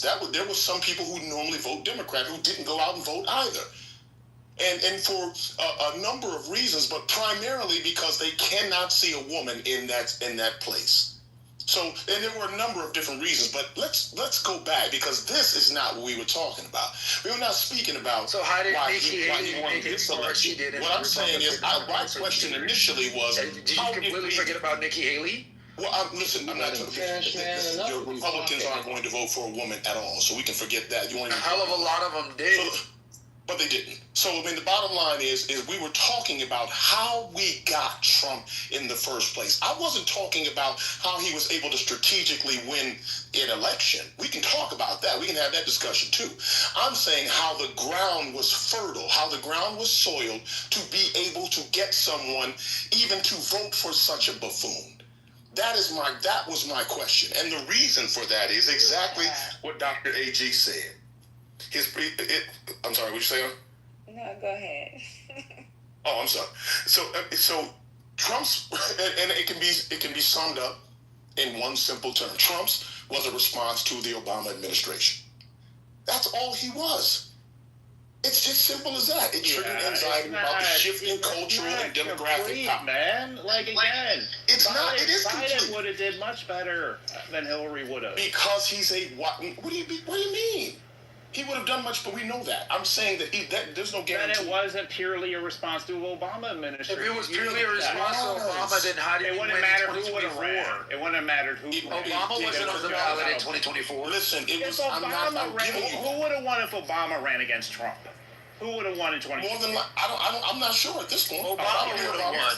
Obama. Then how is he a response to the Obama administration? That doesn't make any damn sense. It does make sense. It's part of it. It's one of 10 reasons. It's the main reason. No, it ain't. It is. It shifted, dude. It's exactly the reason why. I don't know why people talk about that. He's right, CEO. It was the main reason why he was able to get past the Absolutely was a backlash to the first black president. But that's not why Democrats voted for Trump. It completely triggered anxieties in America about race relations. It triggered the anxiety about the shifting cultural and demographic power. There are white people who are afraid because you started seeing that there's a shift in the way that those things are happening. Also, what you are talking about. Yes, Hillary Clinton had something to do with that. A man probably would have fared better in that position. You're absolutely right. He probably would have. But the fact that a fucking buffoon could run for the president, even against Hillary Clinton, and win, is also a testament to what I am talking about. Ben, can you just explain to us one thing? Why did Obama have a 55% approval rating in October 2016? Oh, say that one more time. Why did Obama have an approval rating of 55% in October 2016? Now, CEO, you know that there's a number of different reasons why that happens. There's polling. It depends on who you're polling. Obviously, there's mostly Democrats who are going to vote for. No, this is Gallup, and I'm sorry, Gallup was 54%, CNN was 55%. Multiple polls showed this. This is not some Oh, it was just a random poll. It was data. You were comparing a current president with someone that was stable, someone that had integrity, and someone who was competent. That is why. I'm just. I don't.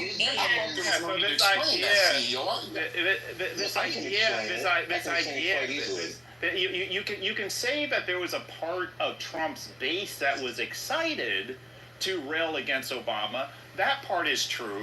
But the independents did not. Independents are Republicans, CEO.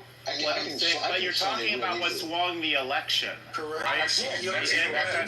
And justify those independents that went to Trump in 2016. He's right. He's not wrong. Like, CEO's wrong when he talks about how Trump rose through the ranks of the Republican nomination. Like, that 100% had to do with Obama. There's no question about it. Trump got the attention he got because of birth certificate gate, Obama gate, all of that shit. Right? We know that's how he got he was able to create the type of suck the air out of the room when it comes to that big stage that he was on. But when you get to the general election, CEO is 110% correct. People switch their vote from Barack Obama to Donald Trump, and you have to explain that. Like, you can't just say that it was the racist to vote for this idiot, whatever adjectives you use to describe him. All I'm saying is, be honest about it. She drove the narrative. I'm going to break the glass ceiling, and this is why I'm going to win the presidency. That wasn't a winning message for Americans. Sorry, you cannot lead your gender and say, this is how I'm going to lead the country because you ought to vote for a woman for the first time in American history. That was not a winning message, bro. And that's why a winning message was basically, I'm sorry, go ahead. No, I'll say this. It's wild how TC continues to talk and prove Dr. AG's point, even though he's trying to refute it. CEO, the reason I admitted she was correct in certain aspects. Again, I know you only listen with half your head.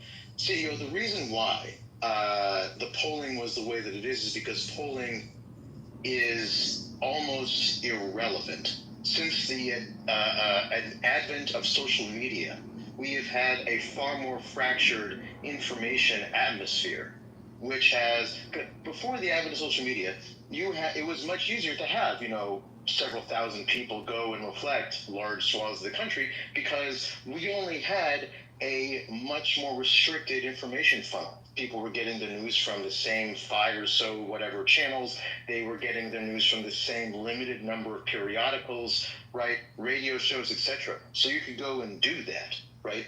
With the advent of social media, our information funnel ballooned astronomically.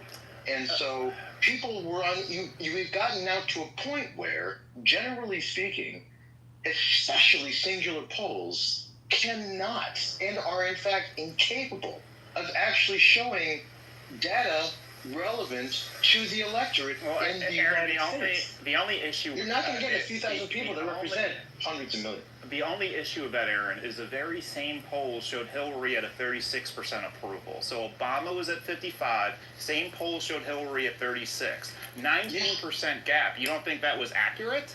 No, I don't. You don't think that accurately reflected the electorate at the time? Okay, CEO, listen, if you can find me 5,000 people that properly represent the ideas of 500,000 people, I'll sit down. You model this out in statistics all the time. I'm confused. You know this. Listen, I'm not even... Market research is done like this all the time. Yes, but singular polling like that is impossible to be indicative of a larger trend. People take meta-analyses of many different kinds of polls, and then you can try and extrapolate. And they have a margin of error. And they have a margin of error in them. I agree. And it's very rare that you never find results outside that margin of error. Show me when you do. No, but what I think that you're honestly making my point. The erratic nature of these polls, especially when you look at them from an individual or limited number of them to try and extrapolate a understanding of where the country is at, is impossible. Yeah, but because our information funnel has ballooned. People have so many more diverse degrees of opinions about this. I hear you, but you still can say this. The margin of error is 4%. So Obama was probably between 51% and 59%. Hillary was probably between 32% and 40%. So the margin of error covers for the skewed nature that you're talking about. Tell me some polling you found where, like, you look at the majority of the polls, the analysis of it, and you find it outside the margin of error of a popular vote. Yeah, but I'm making an argument against polling. It's not I'm not going to find polling. I'm not going to find polling because I'm making an argument against the accuracy of polling. But I'm saying you can't disprove. You can't show me where the popular vote went outside the margin of error if you do the meta average of the polls. You won't find that. I'm trying to figure out how that correlates to the last several elections. No, that's not true. They were not outside the margin of error. That is not true. But again, how does that correlate to meta-analyses of polls? I said the average of polls. Like if you go to the polls, if you take all of them, which is where I said if you take many polls, then you can begin to have an understanding. Okay. Throwing out Gallup is not going to get us. I threw out Gallup and CNN. Do you want me to throw out 3 more? I can. I can do an endless amount of polls that show the same thing. Will that work for you? How many polls do you need? All of them. You want 5? You want 8? I can do every single one. I want a meta-analysis. I'm curious. I don't understand how we're being so micro about this. It's really not that difficult. His rise is a reactionary response to the fact that his campaign capitalized on nativist, radicalized rhetoric. So it's not hard. So here's the interesting thing. Questioning the first black president's birthplace. Come on, man. I'll go quiet for 5 minutes after this, I promise. Because I want to push back on what TC said.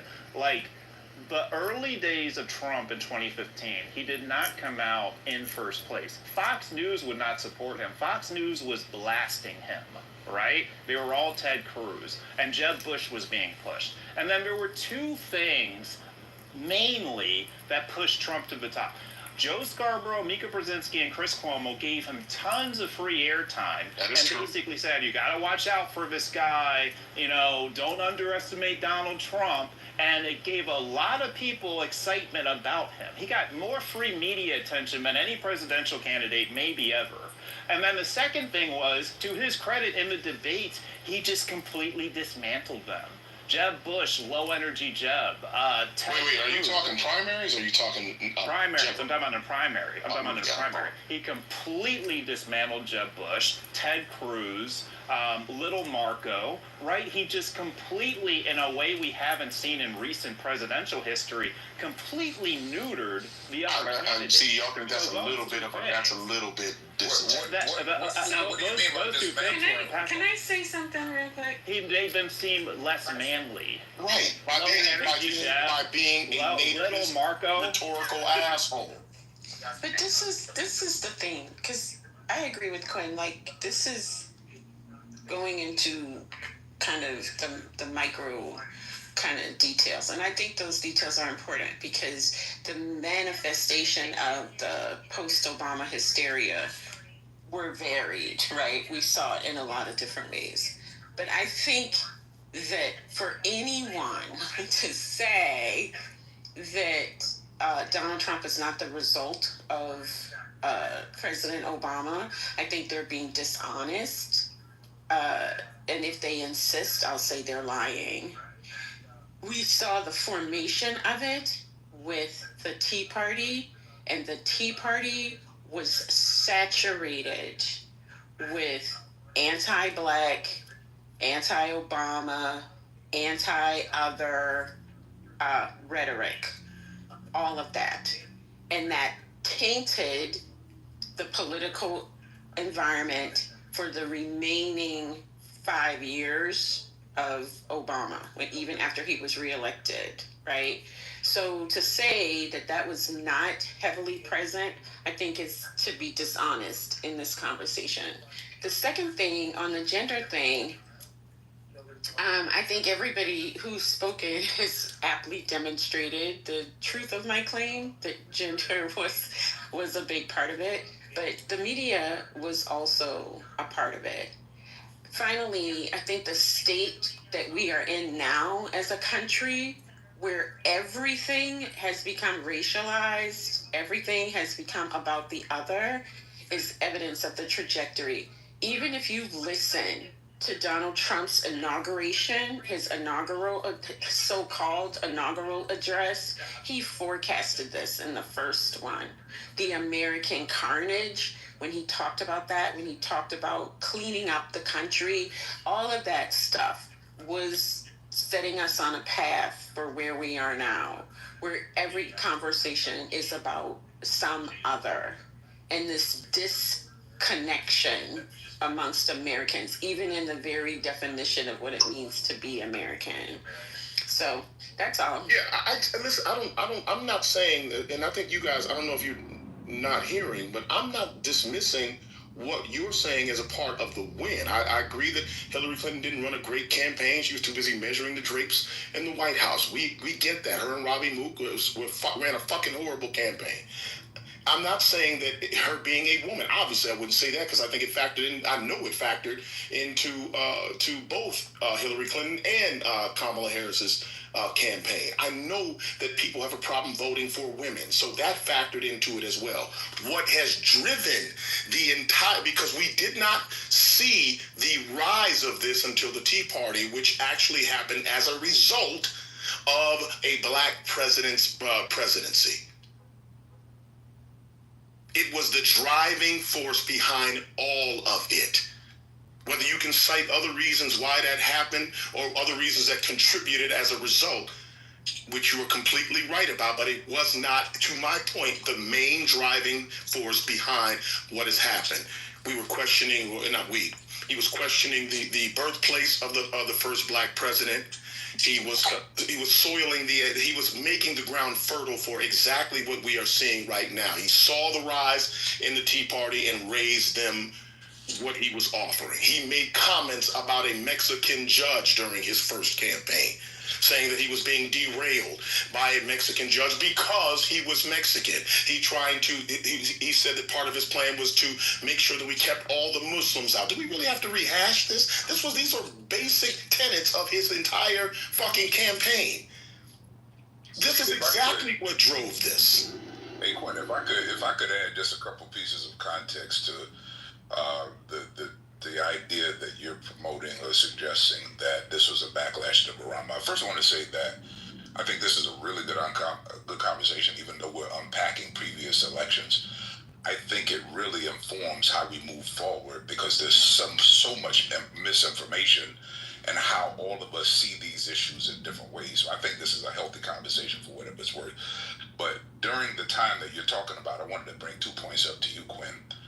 The first was Barack Obama did a powerful speech that I think is more aligned with what you're suggesting and want him to do in Philadelphia when he was campaigning with that Philadelphia race speech. If you want to go look it up, and I would be curious to see how you like that voice, because here's the part that challenged him when he tried to do what he needed to do because of the things that were happening in the community, and he tried to make that powerful statement. And it didn't work well for him politically. And all of the polls said that level of depth in terms of addressing the issues, the country wasn't ready for that. So he was more effective by having an aspirational speech, but policy that informed and moved the needle forward. But we get so consumed with the speeches and not the policy that I think we get lost. So I'll leave that point there. The second thing that I wanted to add to what you were saying, Quinn, for whatever it's worth, is that there was another thing that was happening around the time that Obama came into office that a lot of people don't speak to enough, and that's that it was the beginning of social media as we see it now, right? For the social audio and Facebook and Instagram and Twitter and MySpace conversations, 2005, 6, 7, that was the first time in history that we had the opportunities to self-publish all of our thoughts and ideas, and a couple of editors at 3 or 4 stations weren't censoring all of the information around politics. It was literally the first time with Obama coming into office in 2008 that we were able to have big discussions about stuff, right? And I think the world saw things differently, and here's the part I land here. Some of my friends that went to elementary school, middle school, and high school with me that were white or whatever, they were like, wait a minute, I didn't know that you felt that way about us. It it was the first time that the whole world had to come together where nobody taught us how to filter conversations that we had in silos and tone those down, change them, adjust them for the general market, right? So a lot of people in those places where people like TC are telling us, TCU, the Liberty University people whisper, but they did feel some kind of way through this whole period because it was the first time they saw some of their black friends saying a lot of throwback things. So Barack Obama came in the world where people in Idaho and Montana felt like, wait a minute, the whole world just turned black all of a sudden because now they're on social media and it's my black president this, my black president in every rap song. And they felt like Obama changed the world and made it more racial without the consideration that this was the beginning of social media where we talked about race more. I'll land there, but I think people underestimate the power of what happened as the entire world changed with the advent of social media around that time, and then we still haven't recalibrated. I can't wait for somebody to write about it sometime. I'll stop there. I'm so glad that you just said that because I never understood. I didn't know if they were just gaslighting, trying to gaslight the world and gaslighting themselves when they said that Barack was the racial president and was so divisive. I didn't know that that's potentially where that came from. It is. I'm telling you. Fear and complete delusion. So thank you for that because I've been trying to figure it out since they said it. But one thing about it too is that not only was it the advent of it, but they caught on to it before the GOP did. They did data, micro-targeting. David Plouffe, David Axelrod were just brilliant on that. And they stayed on message. So they were the precursors to that. And they out-organized Hillary, of course. And so I think that was part of it. But Dr. AG said something in the chat that I just wanted to connect the dots to. Because we were talking about mediocrity and DEI and the unwillingness to compete and the fear of competing. And she said something about the fact that because they would be found out in terms of the myth that that their privilege is earned. And something that I thought about in terms of Barack was that there's also the myth of black inferiority, which is rampant all around the world. It's not just the United States. And they push forth that narrative, of course, on purpose. We all know the stories. At the same time, when you would see people achieve a certain degree or you reach a certain level, we would shatter the myth a little bit at the time. But then when, what's representative of a black American rises to the highest office in the land and the highest office basically in the world, you help to shatter that myth. And I think that's one of the reasons people just lost their damn minds because of it, because it was a level of comfortability that we would always be second-class citizens. And I certainly didn't think I would see it in my lifetime. When I first heard his speech at the Democratic National Convention, I was like, okay, he's the guy. And I was also privy to knowing how he became a senator in the first place, which I thought was just brilliant, the way that he executed it. But a lot of people don't pay attention to those things. So yeah, thanks for the conversation. It's great, great one. Yeah, I mean, I think the other thing about saying it was just purely a reaction is that, like, if Ted Cruz had tried to do the same talking points and the burger thing the same way Trump did, it would have never worked for him. He would have been called a clown. Trump had, like, a special permission slip to be able to do that because of how many years he had in history and the range of relationships he had, but it allowed his followers to justify the behavior as not being racist. So Trump had some things that were unique to him that no other candidate could have had. So that's why I say it's not purely a thing with backlash to him. But CEO, both of those things are true. It is the backlash, and because of who Donald Trump is, he could execute it without much consequence, right? So no, yeah, you're correct. It is who he is, who he was, who people knew him to be, that allowed him to leverage that in a way that no other candidate could, because they had been so in line with traditional political practice, traditional political convention, and just political tradition. The whole idea of the gentleman's agreement went out the window. with Donald Trump, and part of that was the gentleman's agreement to just common decency, right? There are things you just don't say. There are things you just don't do, right? And so you're correct. So he could package all of that animus, all of that anxiety, and he could deliver it because of who he was and who people understood him to be. You know, it's also historically accurate, too, that whenever any marginalized groups make steps forward, there's always a huge backlash. And I think that was a huge part of it as well. Yeah, I mean, maybe I'm misinterpreting. I just want to get a definition. When you all say major, huge, do you mean more than 50%? Do you mean it was a reason more than the other? It was a plurality? Like, what are you saying? So I might be measuring it.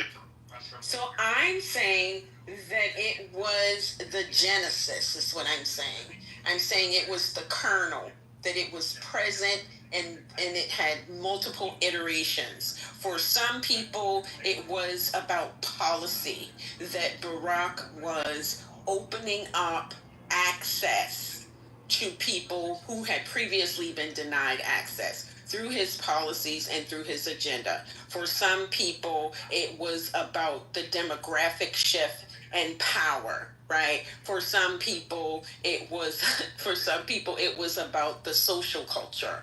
So I'm saying that it was the kernel thing, but it manifested in all of these different ways. Some obviously identifiable as being attached to anti-post-Obama, some of it a little more subtle and muted. That's what I'm saying. Yeah, you said it in a palatable way. I'll yield. Hey, CEO, the thing I would like to ask, man, why do brilliant people like yourself discuss Donald Trump's election campaign with words like, he was smart, or he did it, or he dismantled the competition, and so forth and so on, and then you use words like he said little Marco and this, that, and the third. It's just amazing to me, and how in terms of the words that we use as either academics or intelligent people to discuss Trump's campaign as if they're intelligent. Most of his campaigns, he's not brilliant on policy, and he never has been, right? There's a cult of personality, quote unquote. He's the guy that some people can drink a beer with. Obviously, he's exploited white anxiety.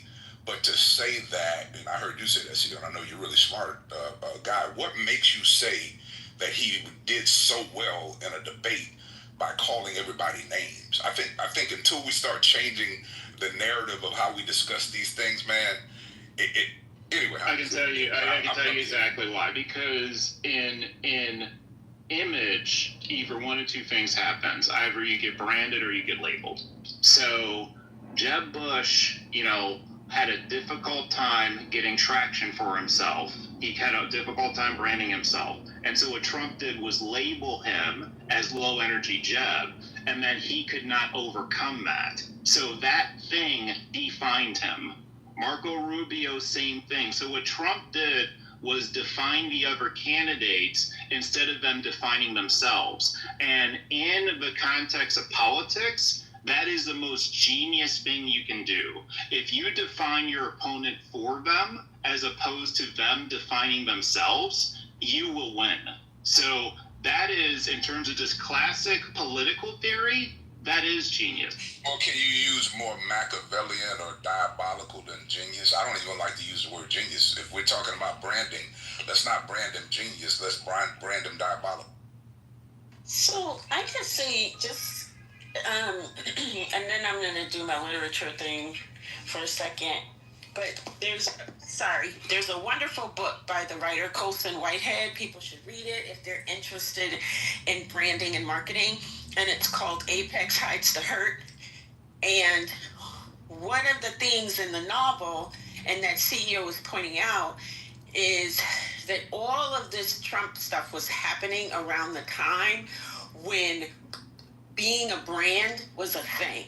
People were investing in people because they were investing in their brand, whether it was a lifestyle brand, political brand, whatever. And having a brand or being branded amounted to packaging your character. So Donald Trump's ability to characterize his opponents in ways that made them unattractive to the voter, that was, you know, strategically very effective. You may say, I don't know that he did it himself. He may have, I don't know. But I mean, it was politically astute, right? Because he recognizes the importance of a brand when you're selling things. So I think his experience as a brander, branding himself, right? Selling himself as a brand, served him well in the political arena. I do agree with CEO on that was a winning sort of strategy, bigly. Well, it's been a bigly strategy for most authoritarian leaders that if you talk about the Third Reich or, all of the big ones, they were masters before Trump of propaganda, demonizing and branding. So I'm not heralding somebody that's the worst of society and using terms that should be reserved for people with actual brains, right? So I'm just saying, I get it. I understand. It's not a heralding, though. Just one quick. It's not a heralding. It's just an assessment that this is the strategy that he employed and it worked. I'm not attaching any moral value to it. I'm just saying that he recognized the time that we were in and he leveraged that. I mean, the mid 10s were, you had all the brand, everybody became a brand, right? The whole argument was that you as an individual are a brand. And so it's not attaching any moral value to it. How good is Roybal's branding skills, and what word would you say it use again? How good is Roybal's branding skills, and what word would you use it? He's talking about I don't know what that is. What is it? What's the word? I can't. Joseph Goebbels of the Nazis is what he's saying, man. He's looking at the chat. I can't understand the word that you're using. It's a person. Oh, Goebbels. Yeah, see, now, oh, Lord, I hate when we go into the analogies, but I would not say that I would not call, what the Nazis did to the Jews branding. I would not call it that. I think that is a different thing. Yeah, definitely. I don't think that's the same. Okay, I thought. Yeah, definitely wasn't, because Hitler used pure brute force. He used pure brute force to get a lot of things done, right? So that is different. Well, we're talking about it. I'm not talking about the force that he used. He's talking about the branding. Hold on, let me help. Branding and the marketing. I understand what you're talking about, but I will say that for me, in my analysis, that is different. So because he is not. No, I don't want to do the analogy, but I just think it's different. I mean, was there something with his campaign that you picked up on, or something? He's reading. He's reading the chat. We know he's reading the chat. We got it. And it would be accurate to say that the propaganda of Goebbels, Joseph Goebbels, and the Third Reich does have some similarities. In fact, Stephen Miller and Bo Steve Bannon have pulled some of Joseph Goebbels' own tactics. That's not marketing, though, Trent. It's not. Okay. It's not marketing. Okay, you can call it whatever you want. You call it propaganda, okay? But it is. Yeah, so when you call it propaganda, you're calling it something else. Okay, what was the marketing? Trent, what was the marketing? Can you give me an example? What was the marketing? What was the marketing? Yeah. You just mentioned it. The marketing was branding people Little Marco and low energy. I'm talking about Goebbels. I'm talking about for Goebbels that you. Oh my God. Yeah, what was the marketing? That's what. The branding of the Jews as the problem, as the scourge that had to be returned, and the reason for the loss of the war and the economics of brand. Okay. I mean, CEO is the branding expert, so I'll let him handle it. Yeah, I know a little bit about branding too, ma'am. I would not argue with Leo about branding. Yeah, what Goebbels did, what Goebbels and the Third Reich were able to do, is to brand the Jews as the problem, and gain the sympathy of the public of Germany and Austria. So it was actually an excellent campaign. You're only giving one side. You're giving the labeling. You're giving the labeling side, Trent. What was the marketing side? You gave a labeling side. What was the marketing side? If I could submit, he also branded Hitler himself. One people, one empire, one leader. Yep. That was a whole. Yeah, but that's was that the campaign? Was that the campaign? And they also dominated the media as But well. Madison, that's a brand. What Trent is talking about, it's not a brand. A brand requires something iconographical. It has to be. Well, I mean, CEO can talk about it, but there's no tagline. That's not a brand. There were multiple. Hold on. See, I'll get. You can take it because I'm not gonna talk long. No, go ahead. All the way from the iconic red and black symbols. The imagery that you've seen, the parades, the way the parades were organized, those were all choreographed. Was this during the campaign though, or when you were in power? Well, this was all throughout the 1920s and 30s, and his lead up to power, even to the burning of the Reichstag, and as it comes about. So anyway, if you study history and how Goebbels was able to use the media to play on the fears of the nation, a lot of similarities to what you see happening today. I don't disagree with the similarities. I'm just disagreeing that that's a brand. Because if it were a brand, people would know who he was. The brand is inseparable from the product. So that's not a brand. The brand was the Nazis, and that is still used today. And the leader the Nazis of the brand. That's not a brand. Okay, whatever. What are you talking about? But the leader was Adolf Hitler, who still pervades to this day as the leader of a symbolism. Whether you agree with it or not. Every president is a brand. Every brand, yeah.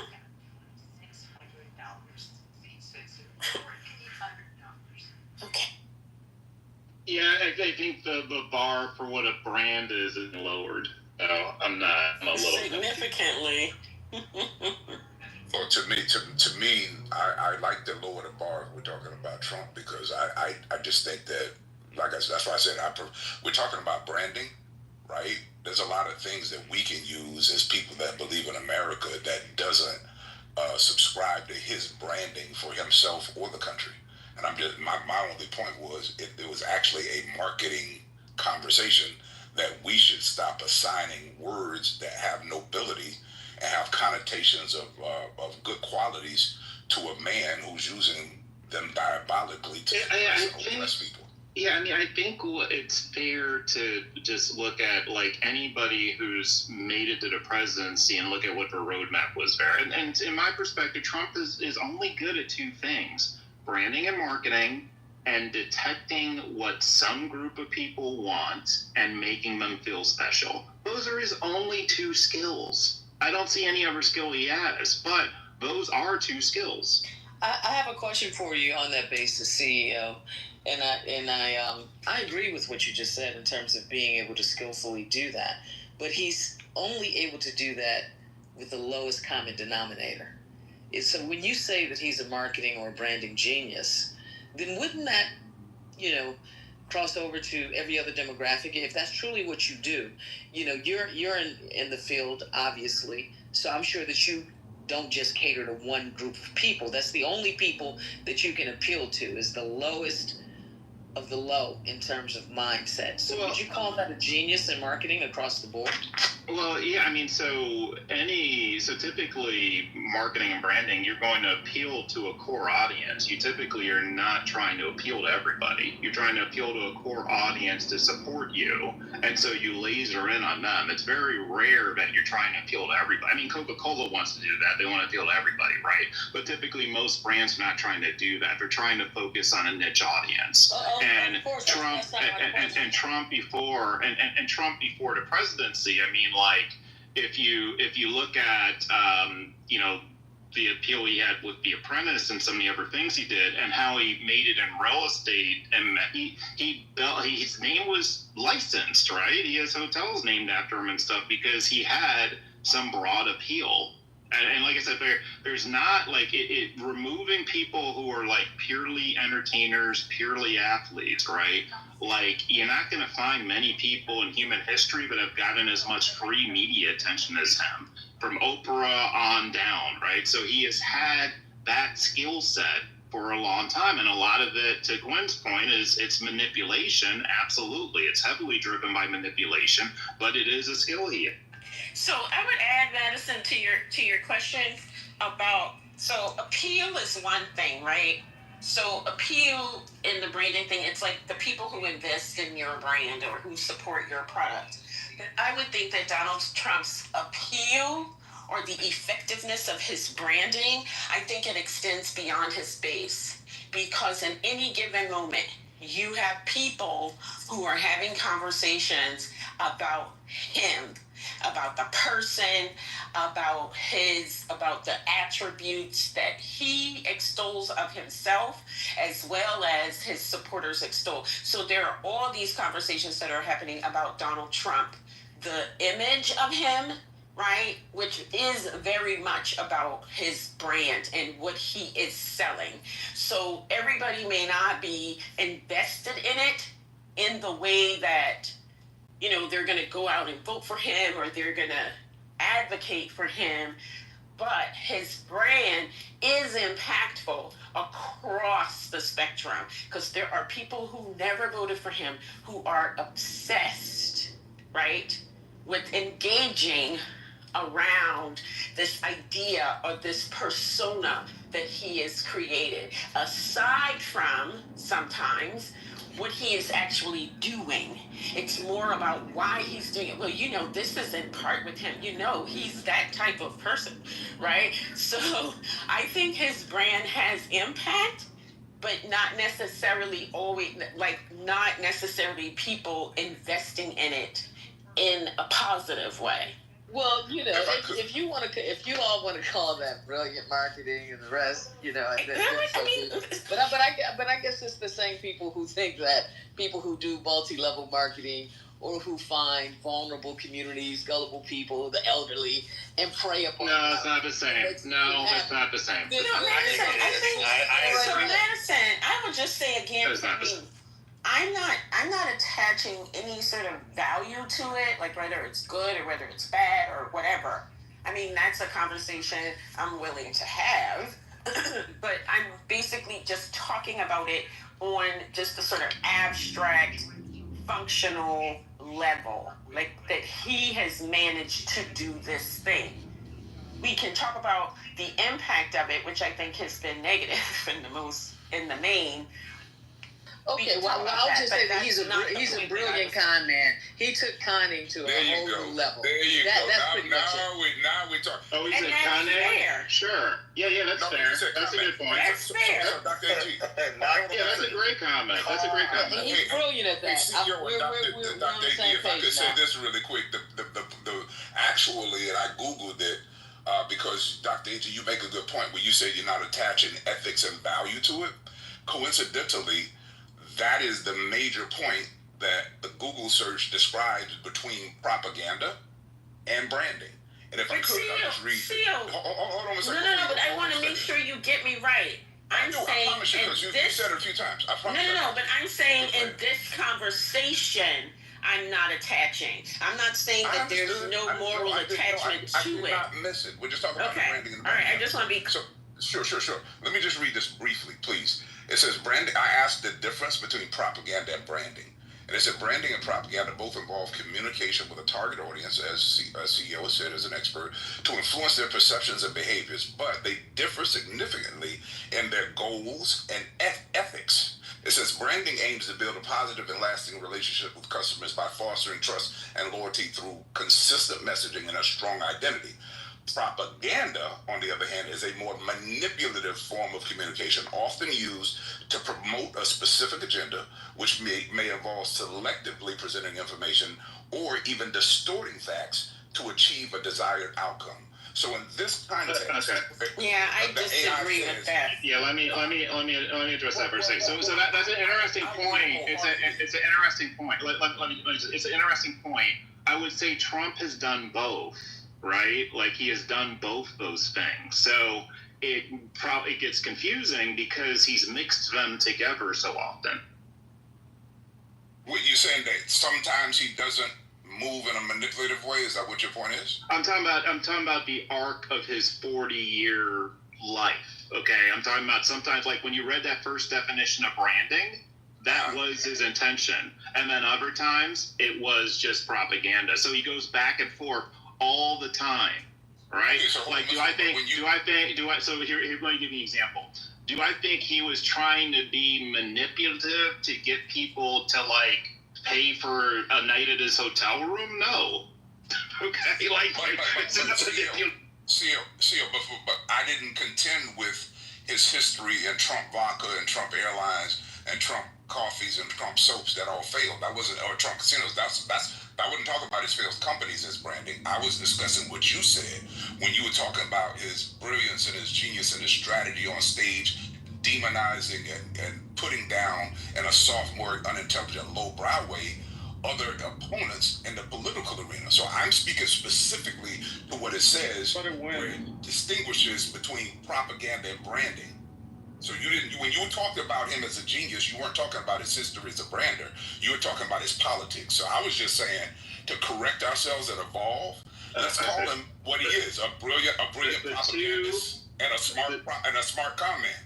The two are inseparable, though. So that's the issue. Artificial intelligence. Let's move on from there. I'm talking about his branding and marketing background and his ability to use propaganda. Right, the two things he worked them together in terms of his campaign. But in terms of marketing, do you disagree with that? Propaganda is just political. Propaganda is just political marketing. Basically, that's what it's really saying. It's basically saying if you're using dogma and you're trying to exploit white anxiety and doing all the things that Trump says in a specific way. That's why I made that analogy to the Third Reich, because in that diabolical way, you're right. He's using marketing. Every demon, the devil uses marketing. You know what I'm saying? Yeah, I mean, do we call a devil genius? Or do we but marketing to sell me a viable product is one thing. Marketing to sell me something that doesn't exist, or a la Trump University, is a scam. There's a difference. Oh yeah. Trump University was a scam, but Trump Hotel was not, right? So there's differences, right?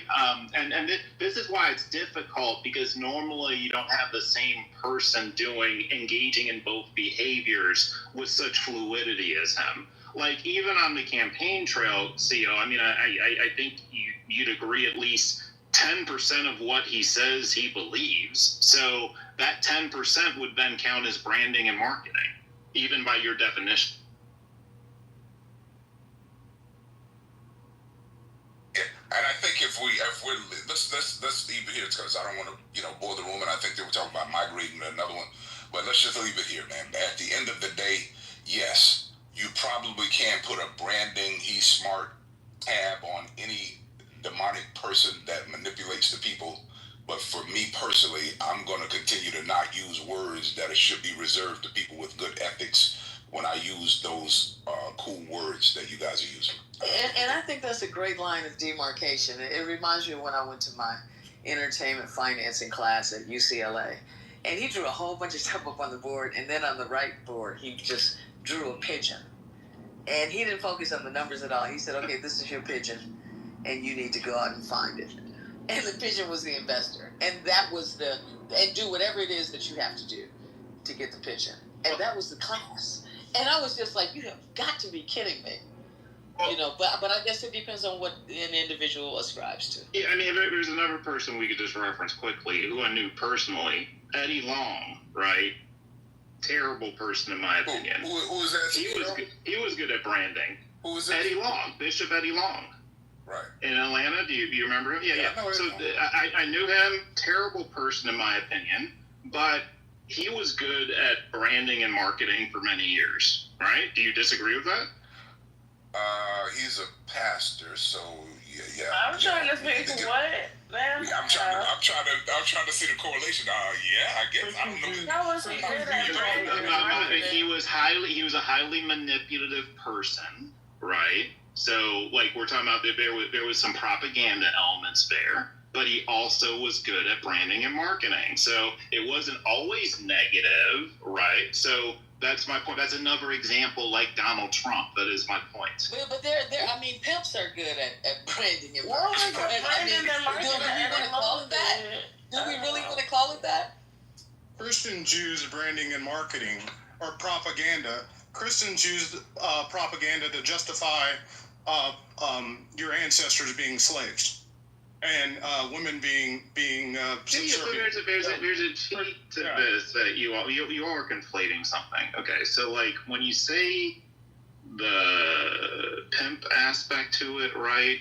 You're starting from a place of legality, right? So if you're starting from a place of illegality, you don't use the terminology typically. Well, so that's the difference. For Trump, then we want to talk about Trump. Is Trump Hotel illegal? Is Trump Hotel illegal? Well, is that illegal? Well, it was a scam. I'm not talking about Trump Hotel. I was talking about Trump University. So he has done some illegal things. Of course he has. Okay, so should we not be using those terms then? Maybe you can use them. Of course you can use them. But then you can use it when it comes to pimps too. I said you can use them. No, but with a pimp, it's illegality. That's the entire premise. That is the entire premise. Pimps don't do illegal stuff all the time.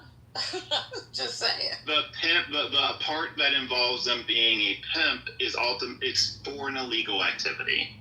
Like, I mean, I don't. Do we really have to? Do we really? Really? Are you being serious about this? Yeah, this is going somewhere. I don't know. Yeah, I was being absolutely serious, and as ridiculous as that sounds to you, it sounds ridiculous to me to say those things about Trump in such a glowing way. There's 50% of the population that thinks that Obama was a diabolical person. Now, I don't agree with that, but Where you get 50%? from? Are you not Stop. It's not 50%. It's not 50%. 30%. Okay, 30%. All right, 30%. 30%. This is just of the crazy. population. Where's the facts? There are none in this comment. Okay, there's 30% That's of what the happened when you let population. Little Mexico come in. In your brain, just like Now, let me. brain. Okay, so let me. Yeah, there are 30% of the population that thinks that Obama. Now it's 30%. Yeah, it's 30%. 30% is probably more accurate.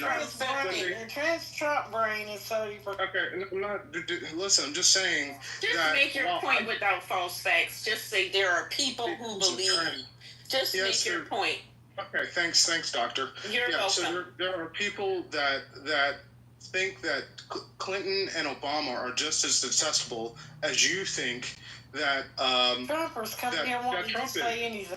It wasn't that long ago that a lot of people on this stage probably thought that President George W. Bush was as diabolical and detestable as Trump is today. Nah, there's no comparison. Get the hell out of here. I agree. No, I agree. Yeah, people don't think that. Yeah, people don't think that. They think that of Dick Cheney. They don't think that of George W. Bush. They think that of Dick Cheney. Who was at the helm of the Iraq War? I think it was Bush. It was Dick Cheney. Stop. No, that was Dick Cheney. That was all Cheney. Okay, never mind. That was Rumsfeld and Wolf. Yeah, so Trump wants to. Does anyone have information? Trump is supposedly releasing these files. I don't know if it's tomorrow or whatever. He ain't gonna release everything. Tell him release that album. He's gonna release the part that benefits him. So this is.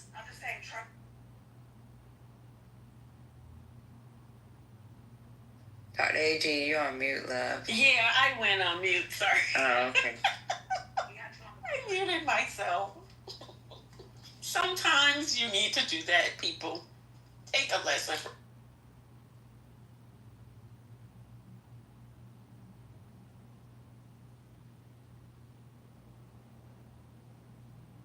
Yeah, and the reason why, like, one of the talking points coming out is why didn't Biden release Epstein files on Trump? What happens tomorrow is going to be the reason why, because now there's basically an arms race, and Trump's going to release a bunch of stuff to Dems. The when Dems take power in Congress, they're going to try to release all stuff on Republicans, and so now all of it is going to come out and be weaponized. So Biden was attempting to avoid that.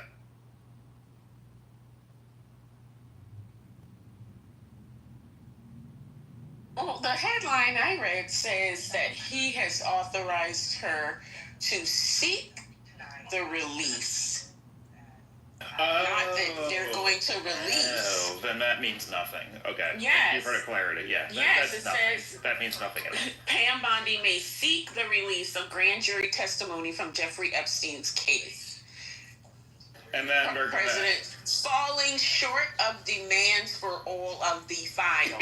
Yeah, and then they're going to say that. People need to learn how to read and stuff and stop giving pieces of information and misleading people. Yeah, because then we're going to say Comey's daughter. We're going to say. We're going to say Comey's daughter buried the evidence or something, right? That's why they fired her. So that's what they're setting it up. And they're going to blame it on Hunter Biden. The Epstein files are in Hunter Biden's laptop. Right. In his bathroom. Yeah, so basically nothing we didn't know is what she's seeking to do. To look like, to have the appearance that she's doing something, but not. Correct. That is correct. I just came in here today. I think you're probably about 8 or 9 months, CEO and some others. Is Patty here? Yeah, I see Lisa. You're probably about 8 or 9 months from them starting to talk about the 25th Amendment. I think Trump is much sicker than they are letting on, and I think it's becoming physically apparent. But for me, it was when he forgot that he appointed. When he forgot that get your notepads, guys, and your pen. Jerome Powell. Yeah, when he forgot that he appointed Jerome Powell and blamed Biden for Jerome Powell, when he just the day before had said that Biden had made a terrible decision, or maybe 2 days before, said Biden made a terrible decision, or he made a bad decision in appointing Jerome Powell. Even I'm getting confused. But that was such a slip up. I see the dementia. I think there is a heart condition. They're putting makeup on his hands. He's got a much more serious issue than we know. And I give it to about mid next year, maybe early next year, that they start talking about the 25th Amendment. Yeah, this is what I want to hear everybody talking about. I said this before in this room, and I'm gonna say it again. I haven't been on the app, but when I am here, this is the propaganda that I'm going to be pushing. Trump as a tainted brand. He's demented. He's senile.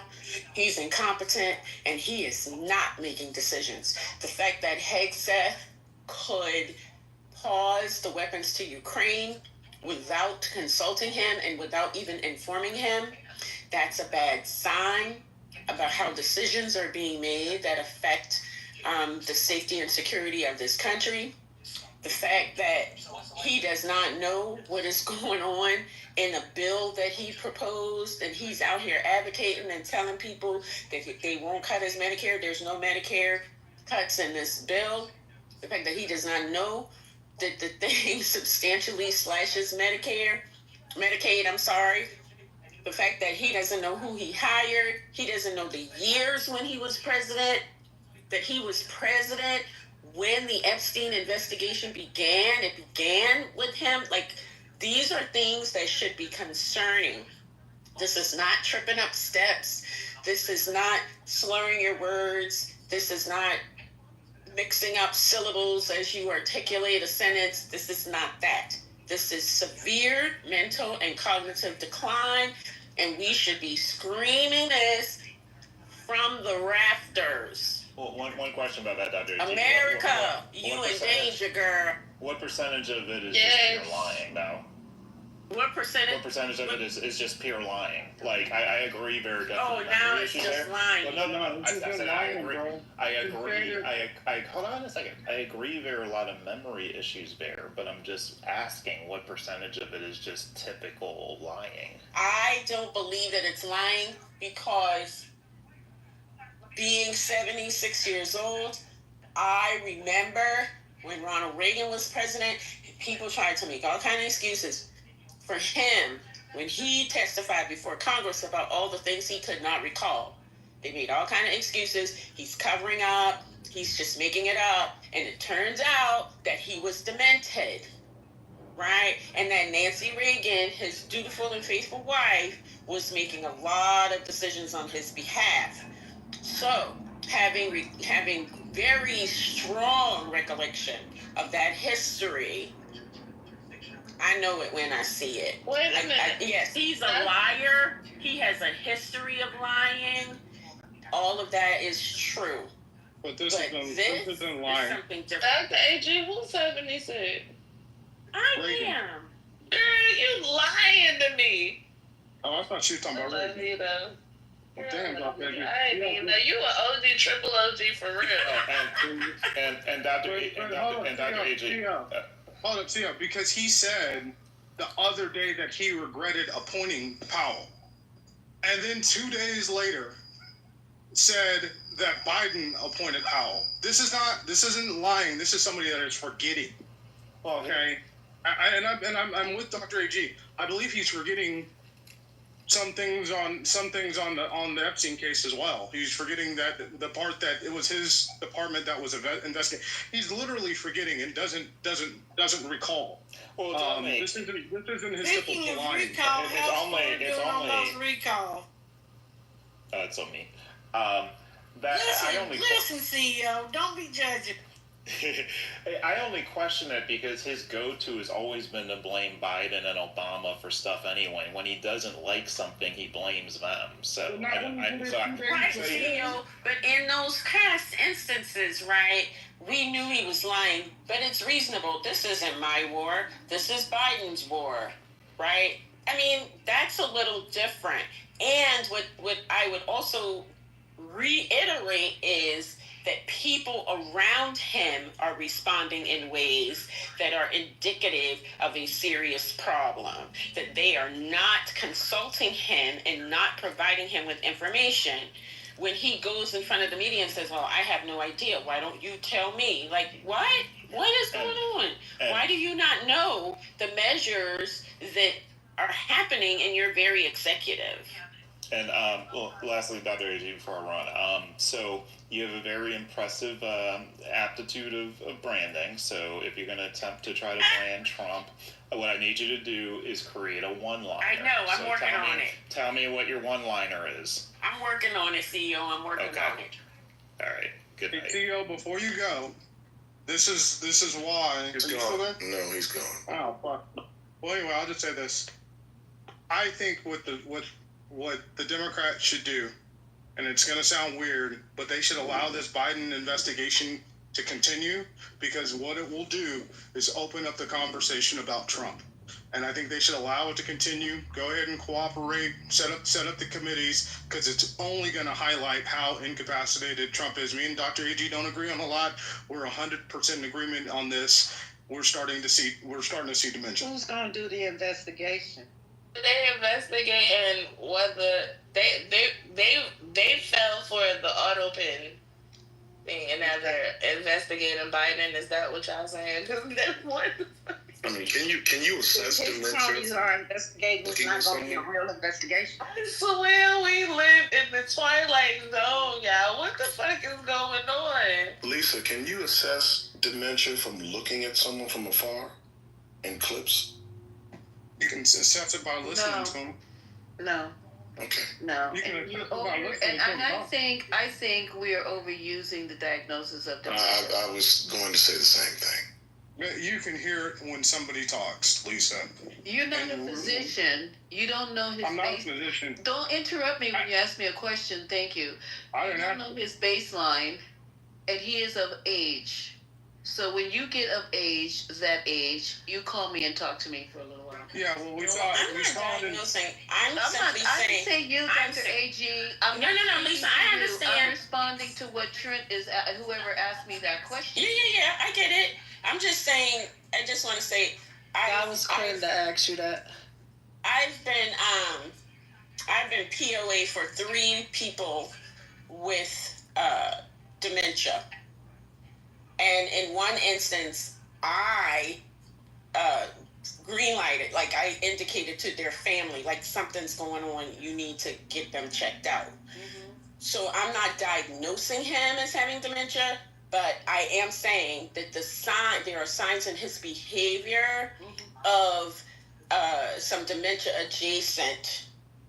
He has dementia adjacent behavior. There is some serious issues in his speech, in his recollection, how he recalls things, the times that he places things in. Yep.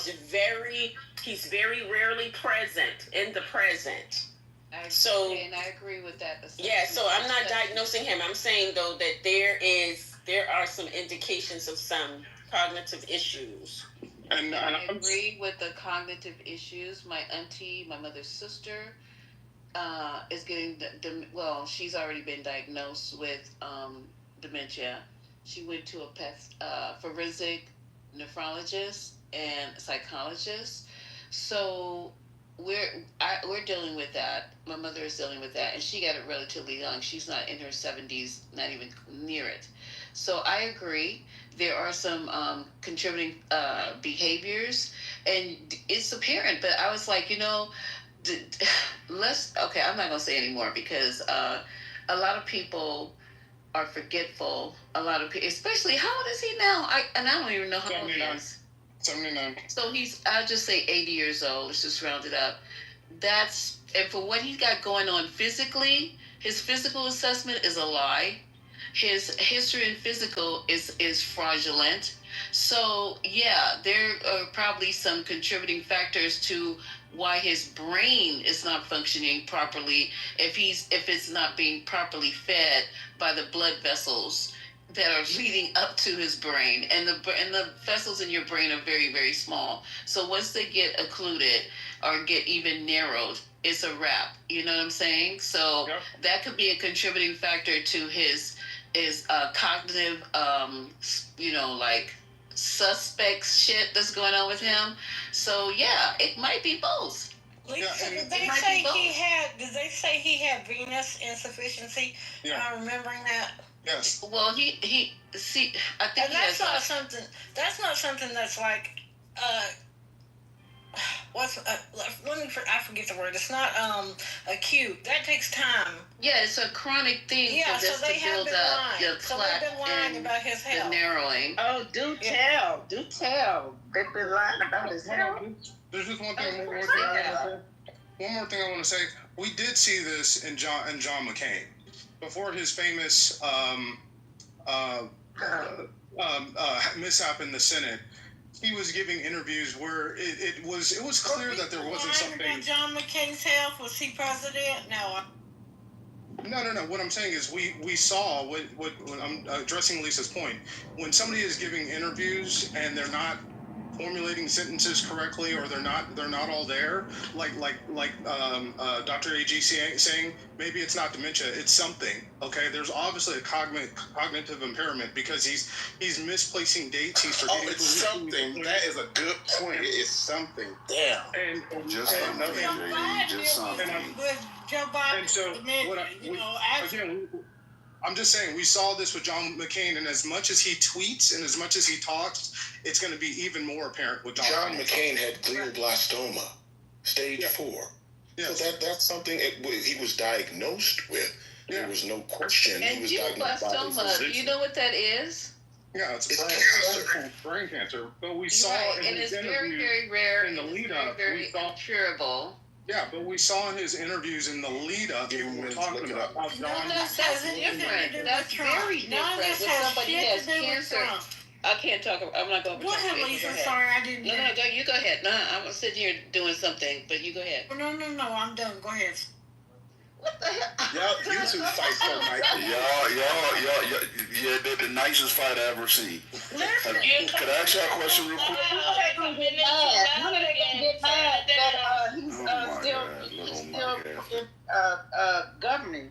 When they gonna get all upset and make him sit down? That's my point. When they gonna get mad? And listen, I would caution you if even when you don't like somebody, I would caution you, and not saying that this is done in malice, but I would really caution you, I don't say diagnosing somebody, but kind of wishing these things on people, or speaking on them, I should say, when you really don't know. You know what I'm saying? Because that's not really a cool thing, man. Like, I mean, we can, there's life and death in the power to tell. I'm not wishing it. I'm telling you from what. No, I didn't say you were wishing it. I said I corrected myself. I said it's speaking on it. Like, we don't know. I'm just saying. Cognitive decline does not equate to dementia.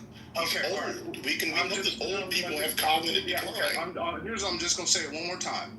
The man a couple of days ago said I should have never appointed Jerome Powell. Then gets into the Oval Office and says, we understand that. You said it 3 times already. We get it. Yeah, what the real problem was that Biden appointed Jerome Powell. This is not somebody there is, and what has come out today, because they're putting makeup on the hands. It's a lot worse than I think. When you're speaking, you don't listen. So let me just say this. Let me just say this real quick. About 50%. Let me know when I can get in there real quick. Generally speaking, when people say, so I can say for me, when I talk about dementia, I'm using it in a general sense. It's generally like I don't know if catch-all is the right word, but it's a phrase that describes cognitive decline, various symptoms of mental impairment and the impairing of cognitive functioning. So it's more like saying, okay, 1, 2, 3. Oh my God, these are 3 symptoms of dementia, right? So it's not like giving them a disease, because people get demented as they get older. And not everybody, it doesn't happen to everyone. I mean, my aunt is like 99, and she's not cognitively impaired, right? So his age is a factor. Age is a factor. People experience cognitive decline. That's different to me than saying somebody has Alzheimer's, or somebody has some sort of neurological disease or something, right? To me, that's different, because dementia can be just a naturally occurring thing. My point is this: we spent 8 months of Joe Biden's presidency attributing to him cognitive decline, when to my mind it wasn't cognitive decline, right? He was just old, fumbling. He was a very effective person. There was no indication that he did not know what was going on in his executive branch. And here we have a person who is demonstratively uninformed about what is going on in his executive branch and decisions that he himself has made. That is an issue. That is an issue for the country. And I think that it is irresponsible for the media to not cover it. It is irresponsible for people in the popular conversation who were so much on Joe Biden. I think it's hypocritical that they are not discussing these obvious signs of poor performance on the part of this president. So my argument is a medio-political argument about his performance as a representative of this country and his ability to make sound decisions for us based on how he is appearing in public. I totally agree. Where's Jake Tapper? That's what I want to know. Jake should be handling this shit. I have a question. Did you guys discuss the letter that was released by the Wall Street Journal? Oh, gosh, yes. Oh. Yeah, I agree with that, Dr. NG. I think it's just amazing. I think it's just amazing that when you look at the history of these past, 8-10 years of watching Trump in the media and the political context, that we're talking about him forgetting power, which is significant in and of itself. Yep. But forgetting all of his debates and how he wanted to put flashlights in here in the pandemic and pour bleach there in the pandemic, and how he had concepts of a plan, and how he literally was on stage in these debates looking like a complete, utter moron Exactly. that couldn't even run a PTA. So we're talking about, if we want to make a cognitive evaluation as laymen, let's look at the whole 10 years and watch how now is not much different than before. I don't disagree with that at all. Like, it's hard. I don't even know how you assess that when he's clearly not he ain't been the brightest star in the sky ever. So, but we can obviously see that there are places where he has some cognitive issues. We don't know exactly what it is, but we know, he's clearly had cognitive issues, but it's very clear now. Like, in displays, like he can't even be sharp. We're talking about Maxine Waters should have retired 2 years ago. No, Maxine Waters is still sharp, homie. I don't know what you're talking about. I just want an explanation for that, Trent, if you don't mind. I think she should have retired 2 years ago. Same with Feinstein. Trent, did you? It's not Feinstein. Because everybody, Dianne Feinstein should have Let retired. him tell us why, please. Why? Well, Dianne Feinstein, I listened to Maxine in an interview. Her mind is still sharp. I just think holding on to power until you're near death is not the way that everybody should go. I think. But there's plenty of people like that. Why did you mention this? You don't know what's for you. You guys will crack me up. Did you say near death? This is wild. This is wild. You really don't think about the things you say. Can I finish this conversation? You don't know who's going to meet Glory. I don't. So for you to say this woman who is vital, who has shown her vitality, I don't agree with people staying in office until, just that's my personal. Yeah. But she is still very vital in her mind, in her spirit, in her physical abilities. Okay, you weren't finished. I want you to get finished because I'm trying to have a conversation with you. It's all good. Same thing with Ginsburg. These are people.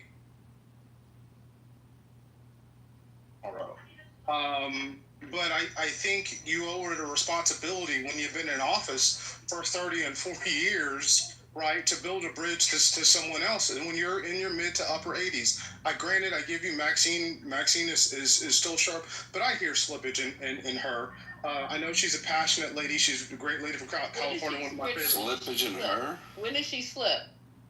I was listening to an interview of her during I guess it was during some of the ICE stuff, and she doesn't sound.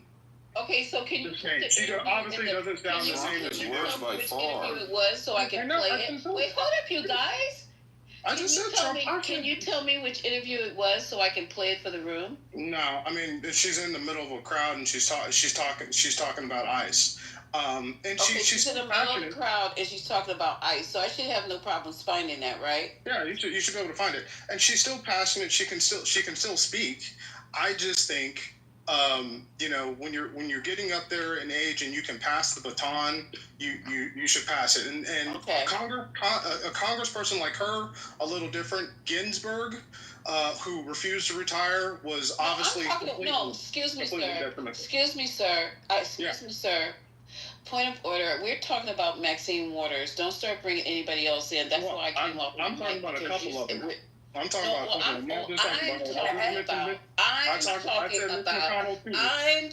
about. I don't want to talk about them. I'm asking you I just gave you the Maxine Waters for you to quantify how she is misstepping. And Lisa, to a bigger point, we talking about Donald Trump. Yeah. Exactly.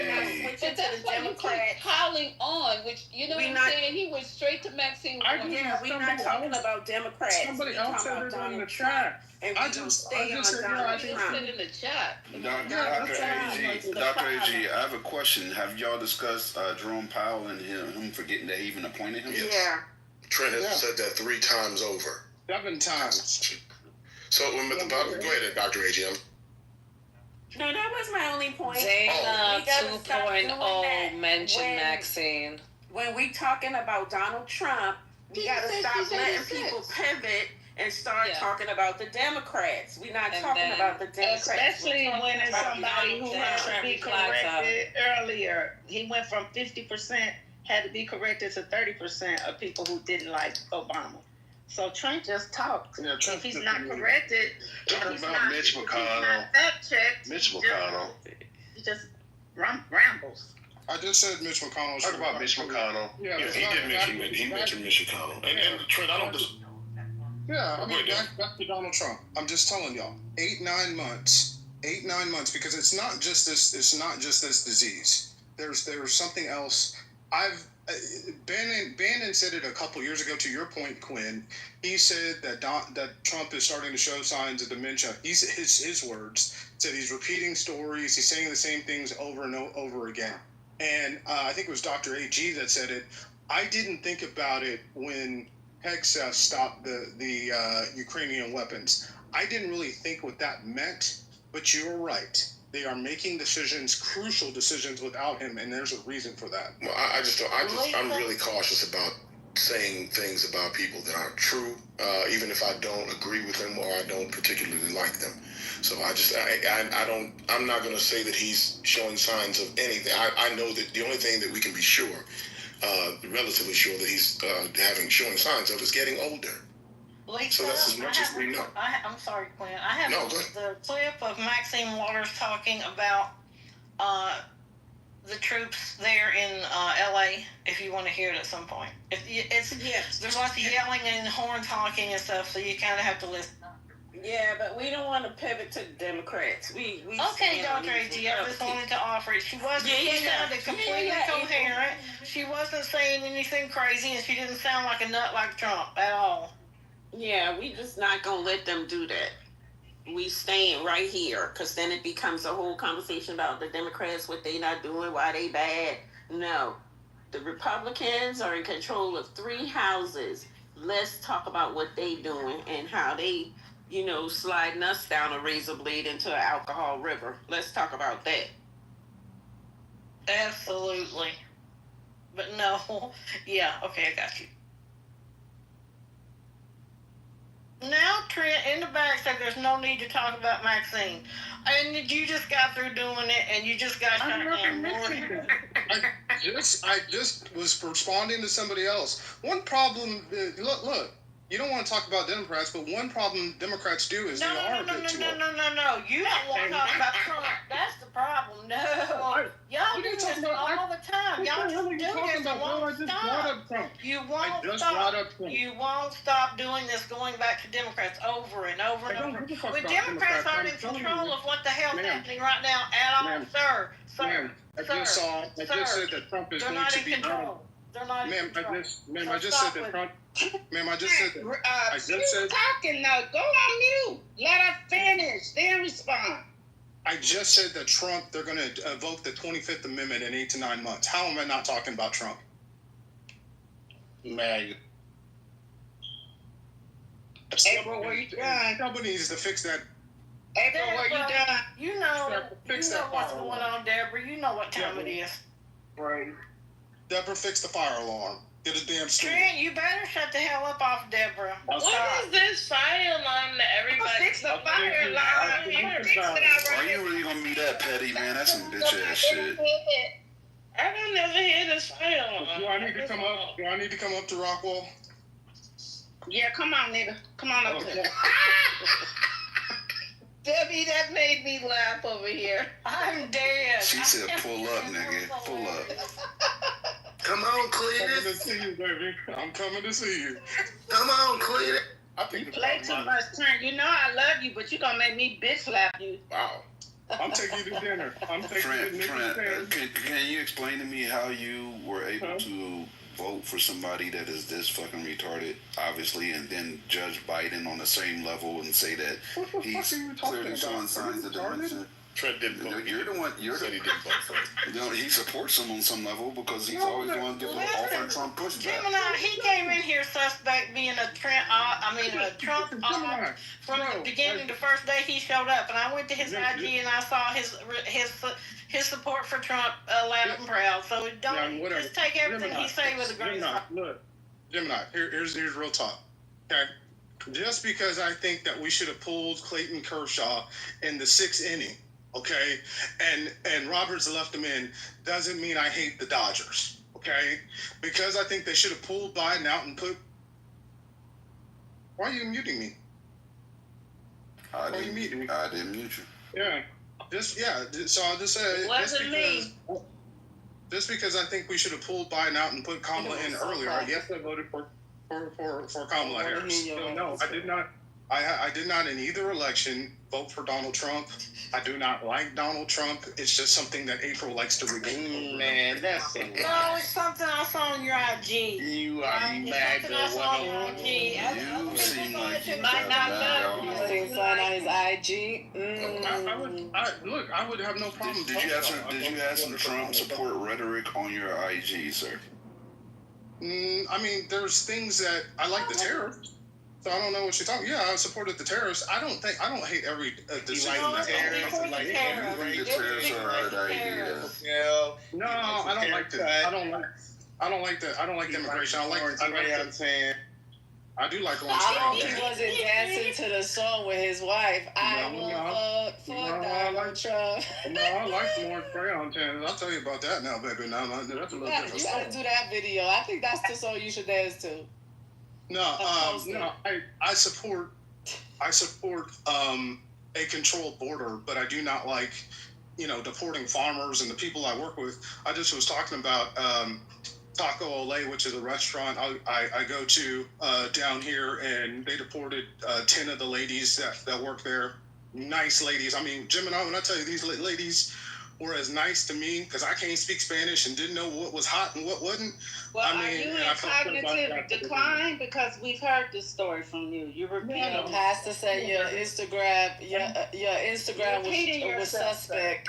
I am Trump. You in cognitive decline. I voted for the Republican Congresswoman down here. I don't have a problem telling you that. I met her a couple of times. I liked her better than the Democratic, to be honest. But no, I mostly voted probably Democrat on most, and I'll vote for Al Red or Beto against Cornyn or Cruz.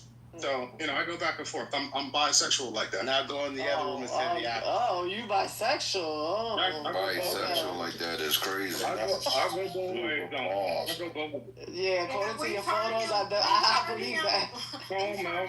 This before. Because you be having a whole lot of men photos. I'm like, you do have a lot of men on men, a lot of men, male on male pictures. Yeah.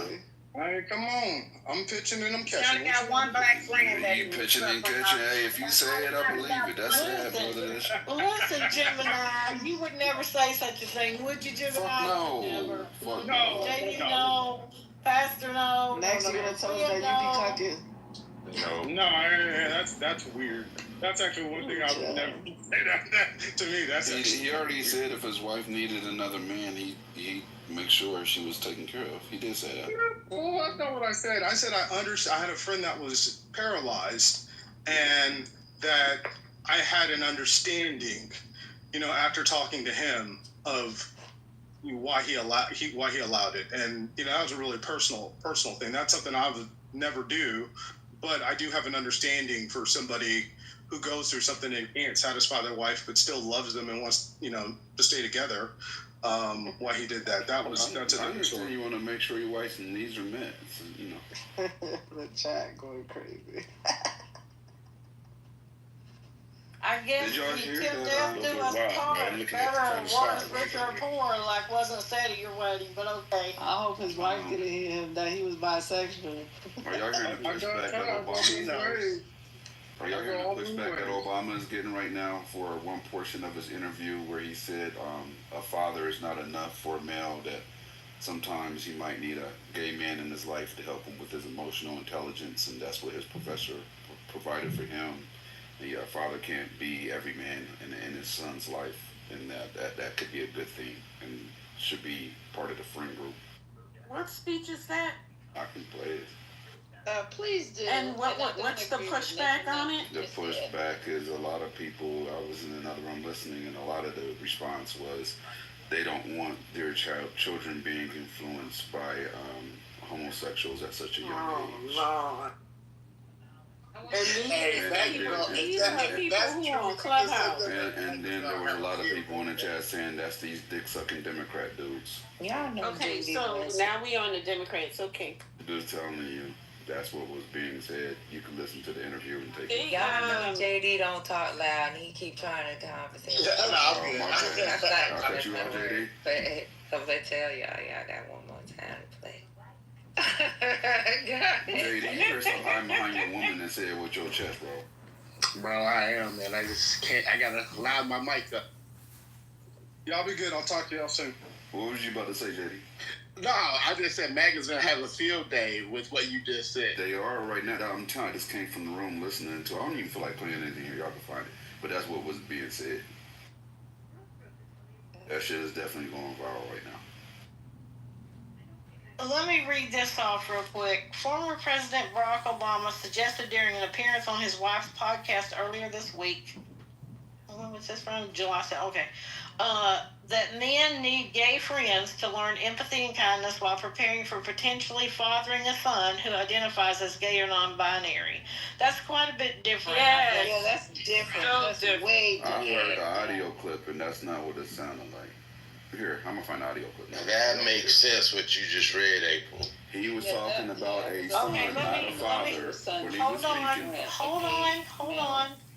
At one point during their hour-long discussion, Barack Obama, who noted he was raised by a single mother, suggested that boys need male figures in their lives other than their fathers to provide perspective, and then immediately pivoted to explain the influence of one of his gay professors. Exactly. Had on him. That's the clip they're playing right there. He's talking about how fathers can't be every man for their child, and then he pivoted to talking about how the gay professor was very influential in his life and held him accountable and made him emotionally intelligent. That's what happened. That's how the audio. That's still really different. This is why clips are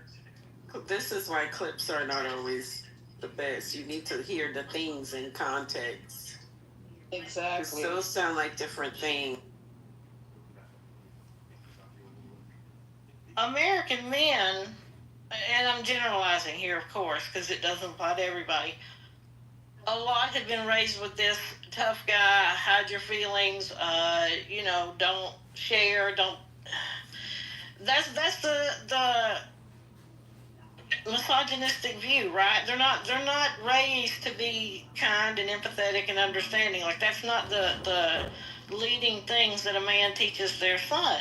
Am I wrong or am I right? That's where the mom comes in. I think that's where the mother. But they still need an example of a man doing it. Y'all say all the time that y'all can't really, like, I've heard so many men say that a woman can't raise a man, even though I've seen it happen a million times. But you all say that you need these examples from other men. So what the fuck do it matter if you're not watching that man have sex with another man? What do it matter if he gay or not? And he's showing you an example of being compassionate and being, like loving, like nurturing. Like, why do it matter where you get it from? Because I'm gonna tell you this: your kids are very influenced by people around them. But what if you don't even know that they're gay? How long is the clip? It's not that long. It's not long. But let me finish what I was about to say. Like, your kids are very influenced and impressionable at certain ages. And for me, and y'all could judge me however the fuck you want, because I'm not homophobic. I have plenty of gay friends. I know I sound like the racist that say they got black friends, but that's a fact. I don't want my children being taught or influenced by homosexuals at a young age. That's me. Judge me however the fuck you want. I wonder why. He said college. Didn't Obama say college? He said college. Okay, so then he wasn't just speaking about college. But he said college. Play the clip, but let's just listen to this. He did say college. Let's make it clear. He said college. I'll go back to Brooklyn's point because I think that was a very good point, and I want to reiterate it. So there are lots of things.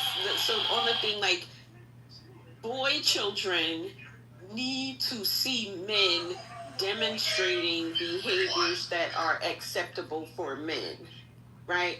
Because all of the raising that happens with children is you're socializing them to go out into the world. And children need to see the variety of options that are available to them. This has nothing to do, in my opinion, and for the record, I have raised a kid. This has nothing to do with the values that you instill in your child as a parent. This has nothing to do with somebody compromising those values, because those are conversations that you have with your kid. But the same way you expose your kid, well, for me, the same way I thought it was important for me to expose the child that I was raising to different lifestyles. We traveled, we saw how different people lived in different places in the world. We saw how people have so many different experiences. I raised her to be someone who was aware of how the way that she lived wasn't the way that everybody else lived, you know, and to have respect for those differences, right? Because that's a value. I think exposing your children to people who live differently, who love differently, who, even if they pray differently, right, doesn't mean that your child is going to be converted because fundamentally you're responsible for those values. So I think Brooklyn's point about a man demonstrating that kind of compassion, I disagree with him that you can only get that from a gay man, but that's a whole other conversation. I know where he was going, but I might, diverge a little bit on that. But I think that having a man demonstrate a certain level of nurture, a certain level of compassion, a certain level of race. It was just, but it was majority white men that were doing it and talking about it. Barge, disassemble, and taken away. So it's never what it seems. It's never what it seems.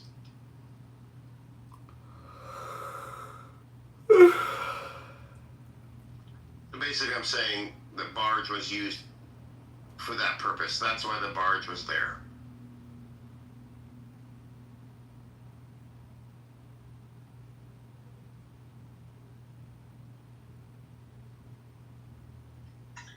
Right to it. But Marge, how you been? You going to the protests and stuff? Or are you starting to see new people? No, I don't go to any protests. I'm with them in spirit.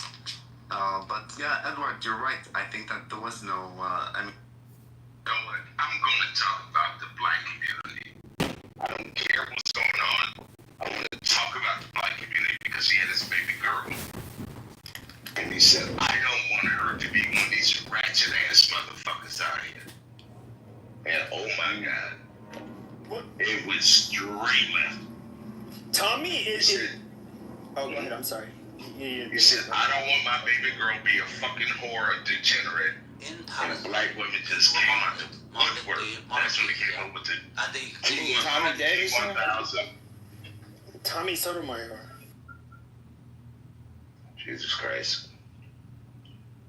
That's when they came out with the dominatrix and all that shit, man. Yeah, we was way back in the day.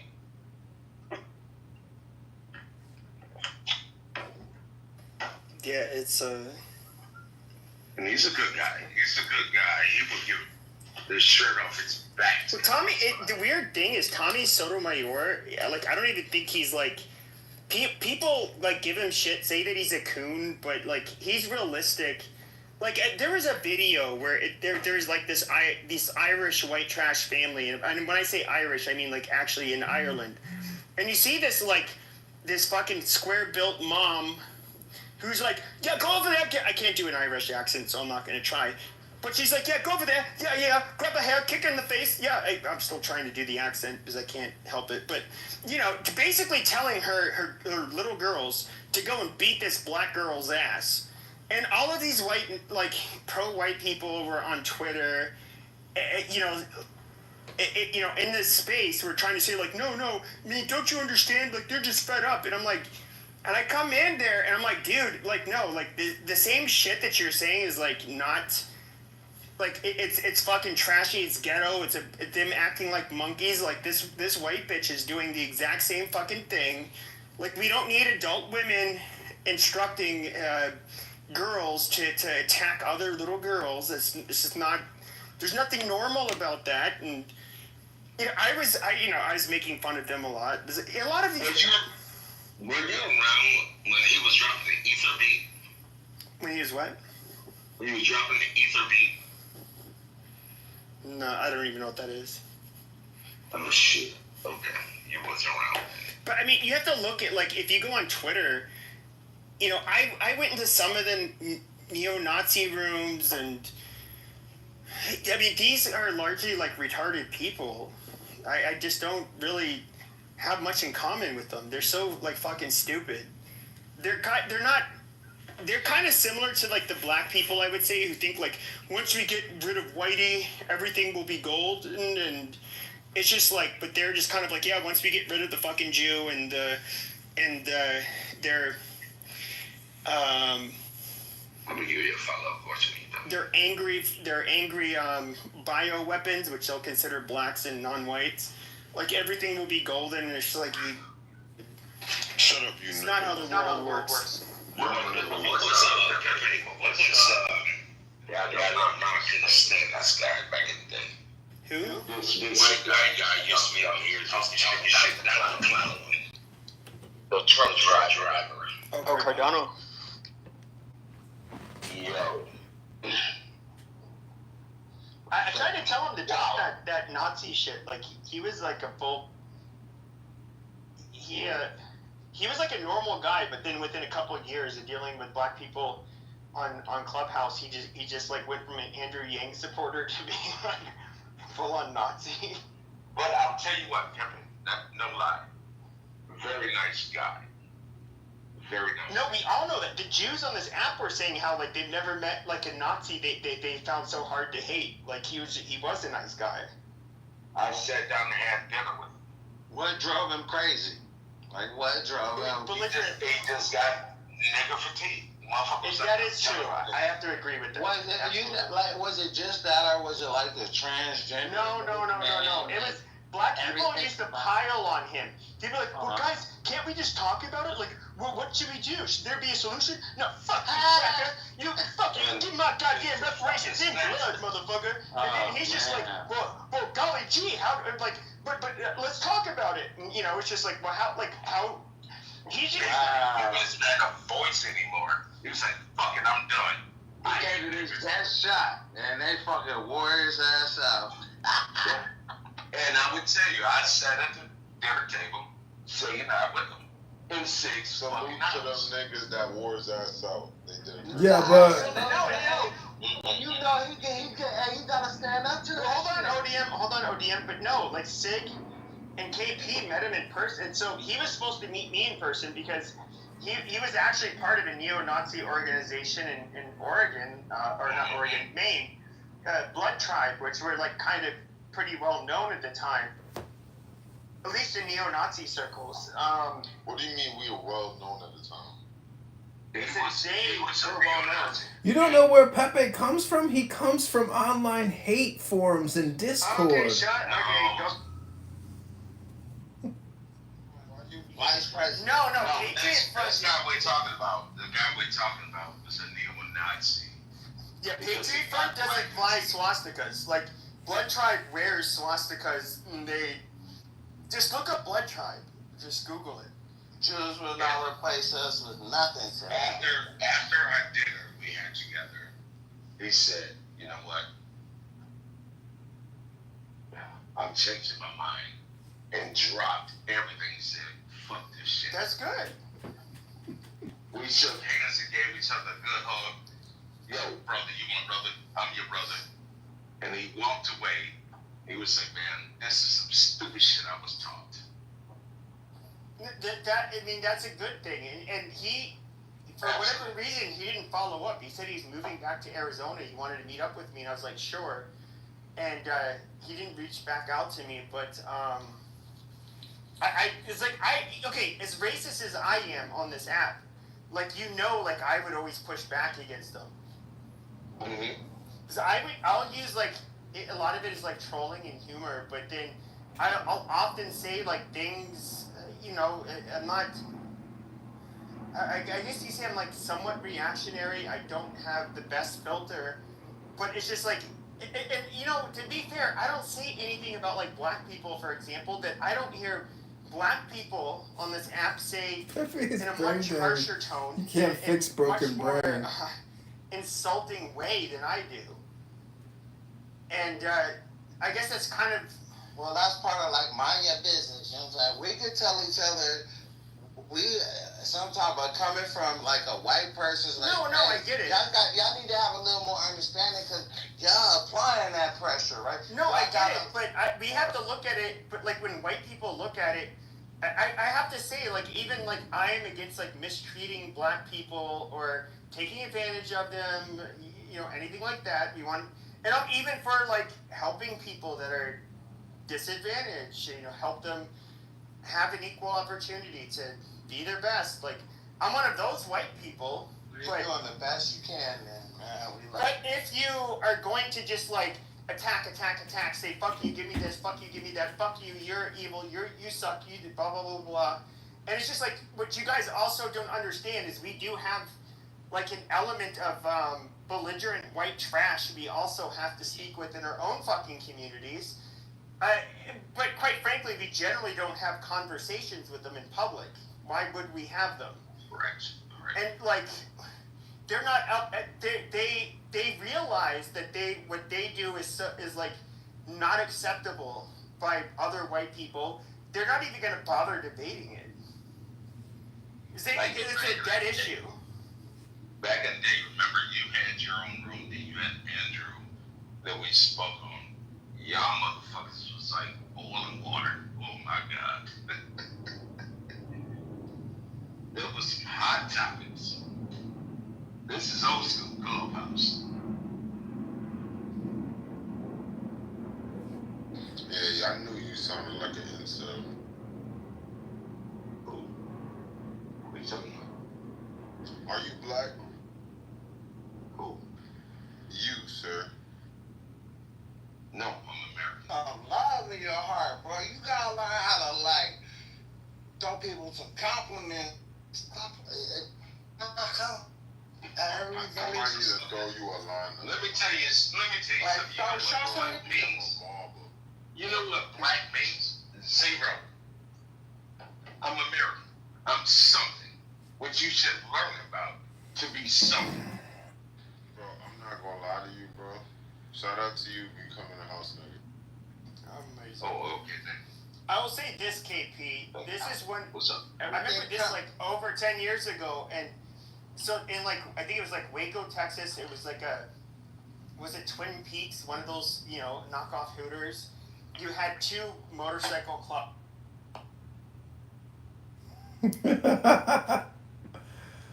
Live with Congressman Kitover. Go to johnforcongress.com right now and contribute to the campaign to unseat vaccinologist and super debt creator Darren LaHood, a rhinologist, a liar, a big government, big spender Republican who wants you to just shut up and smile. Congressman, it's great to see you. Congressman, tell us, what motivates you? What makes you think, Congressman? You. Well, I sent you that passage about the Bible. I mean, if you want to be first amongst all men, I mean, give up everything. If you want to inherit everything, give up everything. And most of these people who are just spending trillions and trillions of dollars that we do not have, they're getting paid off in the back end. And so they're such horrible hypocrites. Everybody knows that the system is essentially fraudulent in design, and we have nobody who has any morals, ethics, or virtues other than a few select congresspeople and senators that are actually, voicing concern about all the fraud. I mean, when Stacey Abrams gets $2 billion to fight climate change from the Biden administration, isn't that a payoff for what she did to Trump? $2 billion to her nonprofit that had $100 in it prior to getting the $2 billion. Like, this is fraud. And there's no arrests. There's no criminal charges. We live in a very hyper-political, lawless system, and it just takes people to accurately describe it and identify it. And X platform is really the cutting edge and the opening in a communication which for far too long has been concealed and censored. And you see how they want to censor me on this app. It's the same fucking game. I'm just the macro compared to the, I'm the micro compared to the macro. Like, what they want to do to me is what they've been doing in a grand scale, in the trillions. So that's what motivates me. Congressman, do you think you can win Al Stern's vote? Very much doubt it. I think that woman is so deranged and so full of repressed anger that winning her over will be an impossibility. She is one of the female hardline Democrats, socialists that are part of the problem, but yet she's a hypocrite because she can't actually admit that she's a hypocrite. Could you get Uncle Steve's vote?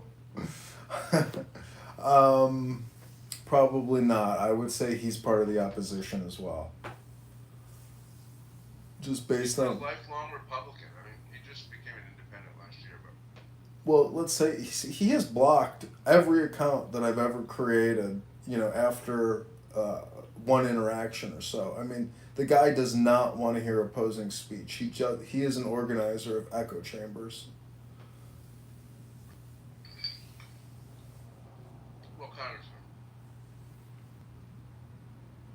tell me, what's your view on abortion?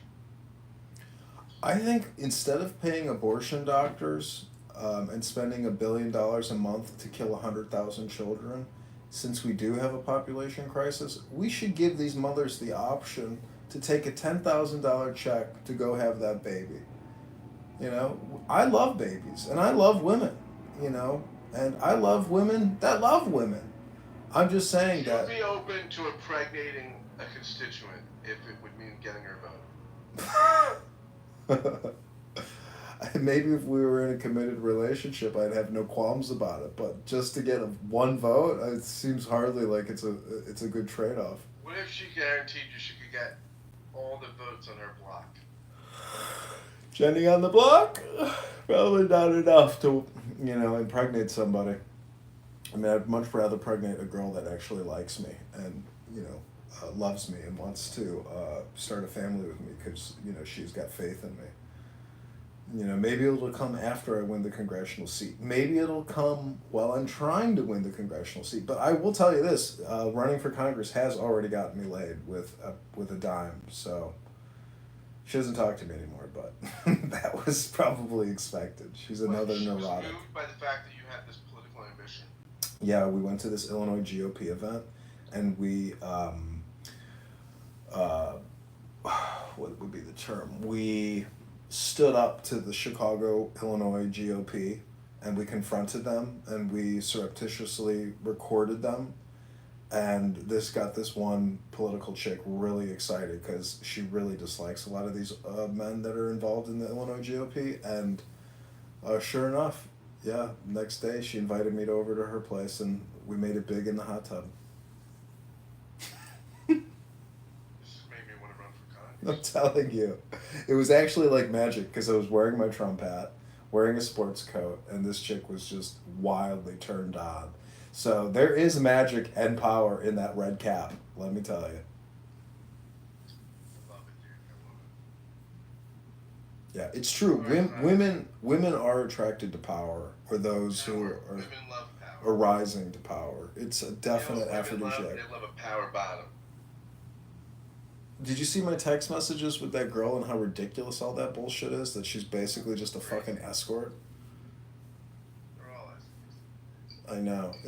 So you're not interested in this? I'm like, well, when I need an escort, I'll be sure to call you. It's like, I thought you were just on a dating app. Yeah, you're my second kiss. It's like, how stupid do you think I am? Do you think I was like born yesterday? I'm 20 years older than you. You think I haven't met a fucking 100 of you? It's like you gotta, if you want to be an escort, don't say you're an escort. You know, like you're going. Yeah, she turned me. That's a big turn off to me when a chick says, "I'm looking for an arrangement." It's like, oh, you want to be an escort, and you're talking to 300 other men through Hinge, and so is there like, how could a guy ever? Anyways, people are really gullible. Anyways, was that it? Is that all you want to talk about? Okay, sounds good. Hasta mañana. Alright, let's do another room tomorrow. Let's try to organize a debate with the Democratic candidates in the district. I love it. Okay, talk to you soon. Bye.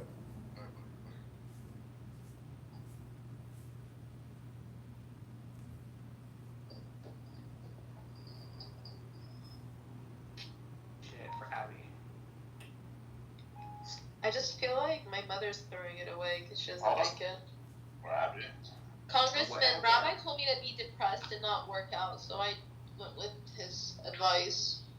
Yeah, it's much better for. Listen, first of all, Randy is probably lazy as all hell, and he doesn't even work out, so don't take advice from him. You want to listen to me? You want to listen to this note? Congressman, I think like my best body was probably my early 30s. Well, your ass. Aren't you in your 30s now? No, I just turned 40. Oh, so you're accepting it now. No, I was 39 before. I just turned 40. You gotta think your ass is fire. Your ass is on fire? That's called STD. No. Your ass is fire. Yeah, thank you. Not yours, Ryan. Or maybe because I didn't take a lot of pictures in my 20s, so I don't really know. That's an understatement. Listen, do you know that song, This Boy's a Bottom? This Boy's a Bottom, yeah. This boy is a bottom. You all made me learn these terms that I didn't know before. Girl, the terms have always been there. We just opened your eyes. We made you woke. Again, Nora, the only advice I can give you is go to the gym and read a book. If you don't do that, your life will stay fucked and it will get worse. I know, Congressman. I did that. Okay. So should I go work out right now to let us off? No, I think you should eat a sandwich. Yeah, you should actually just hit the leave quietly button and go to the gym right now and break a sweat and break your fucking lack of sweating and exercising for many days now. Do it right now. And I wear booty shorts to the grocery store. No, girl, you need to stop wearing that. Listen, you're going to take advice from these faggots? We're not faggots. We're waiting for the right woman. Just take a look at this nigga. Trust me, Princessia, there's no better advice than going to the gym and reading a good book. But I'm looking at old pictures and seeing how beautiful my skin used to be. You can't. Girl, you make it seem like you're the fucking elephant man. You're not fucking Yeah, you can't. And no, I messed up my skin. listen, nobody's skin is messed up. It regenerates. Go get in the sun. Do a facial peel. Use a microdermabrasion. Congressman, that's the thing that's different. Well, I told you I can't even go in the sun.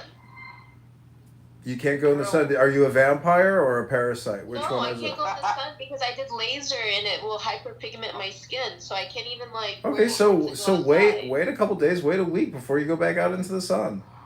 Wear a burqa. Like I'm looking at all these pictures in the sun with like. Oh well. You really are stuck in the past. Like you really want your youth again. No, I just want my skin back. I have my youth. You're getting your skin back. Just don't overthink it.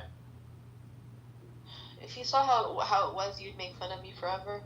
Oh my god, you make it seem like you're like burnt. You're a burn victim. Like you really got like bad. I know that's what ChatGPT said to me. It's like I was like, be harsh. So like, okay, you weren't burnt in a fire. Like stop. Nora, you have to stop communicating with ChatGPT. Go to the gym and read a book, fatty. Yeah, they really said they did a research about how people using ChatGPT as therapy. Yeah, it's causing psychotic breaks because people aren't using their brain anymore. Congressman, you know what's so sad is right before New York, I was using ChatGPT and it was telling me, huh? It's just a tool. It was telling me that there's nothing wrong with you and that the systems have abused you. And it like fucked with my head, making me think I was okay. I use Grok and Gemini. Really? So ChatGPT is making me crazier, is what we're... Yeah, ChatGPT is more crazier. Gemini is more sympathetic and empathy. They give you more advice. What? You didn't know that? What did you say? I said Gemini is more empathetic and gives you more good advice than ChatGPT. Oh, I don't ask for advice from them. Well, sometimes I do. I just ask my parents. Girl, shut the fuck up. Why don't you ask Jacob for advice? I do math. Like, what do you think? Like, I don't like proofreading, and so I just want to make sure that I write everything because I don't want to. Well, I'm dyslexic. I rely on AI to proofread. I'm just suspicious. Nora, you have to exercise your body and exercise your brain by reading a book. Otherwise, you will be permanently fucked. Okay, I'll get up right now. But when I get up and I look at my skin, it just like devastates me more. So I like to. That's okay. You're gonna recover, Princessi, but it takes you. You gotta go exercise. There can be no recovery without exercise. Your body, your skin will heal, and your body is a machine. If you don't work out the machine just crumbles. Can I just work out in my room instead of going to the gym? No, you have to go change environments. Go to the gym, fatty, and read a book. Trust me, this app is a fucking mind control brainwashing device. Don't use it. Why are you on here perpetuating it? Stop it. I went to the gym. I went to the gym today. I'm giving her advice that I myself did. Your therapist, and you're having this advice from this. You're not having a great streak. No, I have a real therapist, but I ignore her because I don't feel like talking to her. That's not good then. If you're ignoring help. No, Congressman, because like she's just getting paid. Well, that's her job. She's professional. Yeah, this is unpaid advice, which means it's probably more genuine and authentic. Oh, yeah, no, I actually feel like Congressman has actually been so nice to me, so he can sense my suicidal ideation. Girl, then why you don't call him when you're on your psychosis breakdown? Huh? How come you didn't call John Kitover when you're having your psychotic breakdown? Instead, I called Rick. And he used it against you. No, I FaceTimed him in New Jersey. I actually recorded it. Oh, I want to see it. I would, but I'm like showing in it and I'm like, look like a crazy person. Well, we already seen what you look like when you're crazy, so I don't know why you're being cordially all shy now. Trust me, Nora, it's only uphill from here. If you start going to the gym and you start reading again and exercising again and eating right, like you're gonna feel much better. Your psychology and your brain health will improve. Okay, before I go to the gym, I put a load of laundry in the washer. Should I go put it in the dryer or should I? Yeah, it's gonna smell like mildew. Well, you got time. You can let it sit in there for a couple hours before you got to turn it. Ew, no, it's gonna smell like mildew. No, if you let it sit in there for more than 3 hours, yeah, it's gonna smell. Nora's gonna forget about it, so tell her to do it now. Well, then do it now and go to the gym, fat ass, and then read a book tonight and get off this stupid piece of shit app. I can ask you to send But if it wasn't for the app, I wouldn't like go to the gym. Yeah, well then use this as the springboard. Like, right now I came home after working all day, and being around all day, and I wasn't on the app all day. Yes, you were. I mean, I was on the app intermittently on breaks, but like I'm not sitting on here laying on the couch. But the truth is, if I'm not on Clubhouse, it's because I'm super depressed. So when I'm not on here, it's because I feel no benefit from being on here. Listen, that means that the app is using you instead of you using the app. You're consuming instead of selling. No, I barely got out of today's Oh my God. Randy's room is the only room I went in. Hello? Jasmine's very mean to me.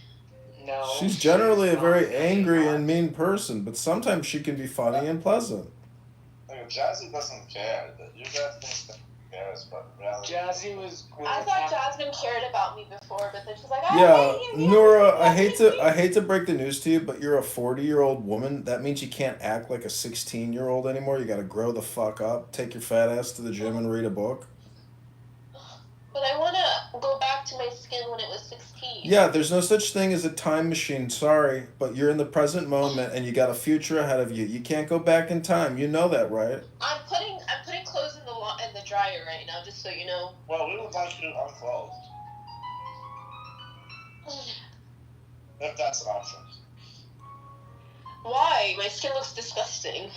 Princessia, if you go to the gym and you break a sweat, your skin condition will start to improve. If you lay at home and talk on Clown House all day or lay in bed all day for days on end, your skin condition will not improve and it will just continue to be fucked up.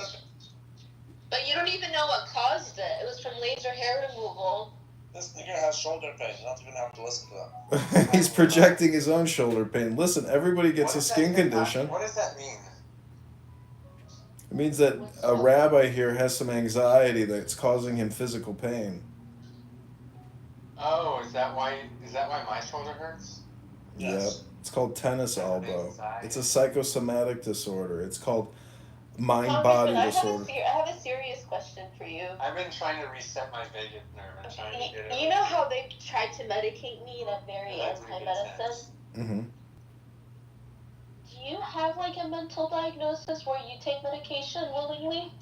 I have a mental diagnosis, and they have prescribed medication, but I can't take it. It's worse than the actual diagnosis. Exactly. What did they prescribe to you? Lithium. Oh my god. Gabapentin. Something called bupropion. It's all basically antipsychotic. That shit gave me electric. Every time I moved my eyes back and forth, I would feel like I got shocked. Which medicine were you on? I don't know if it was Wellbutrin or Buspar. Yeah, Wellbutrin, I think, had been prescribed.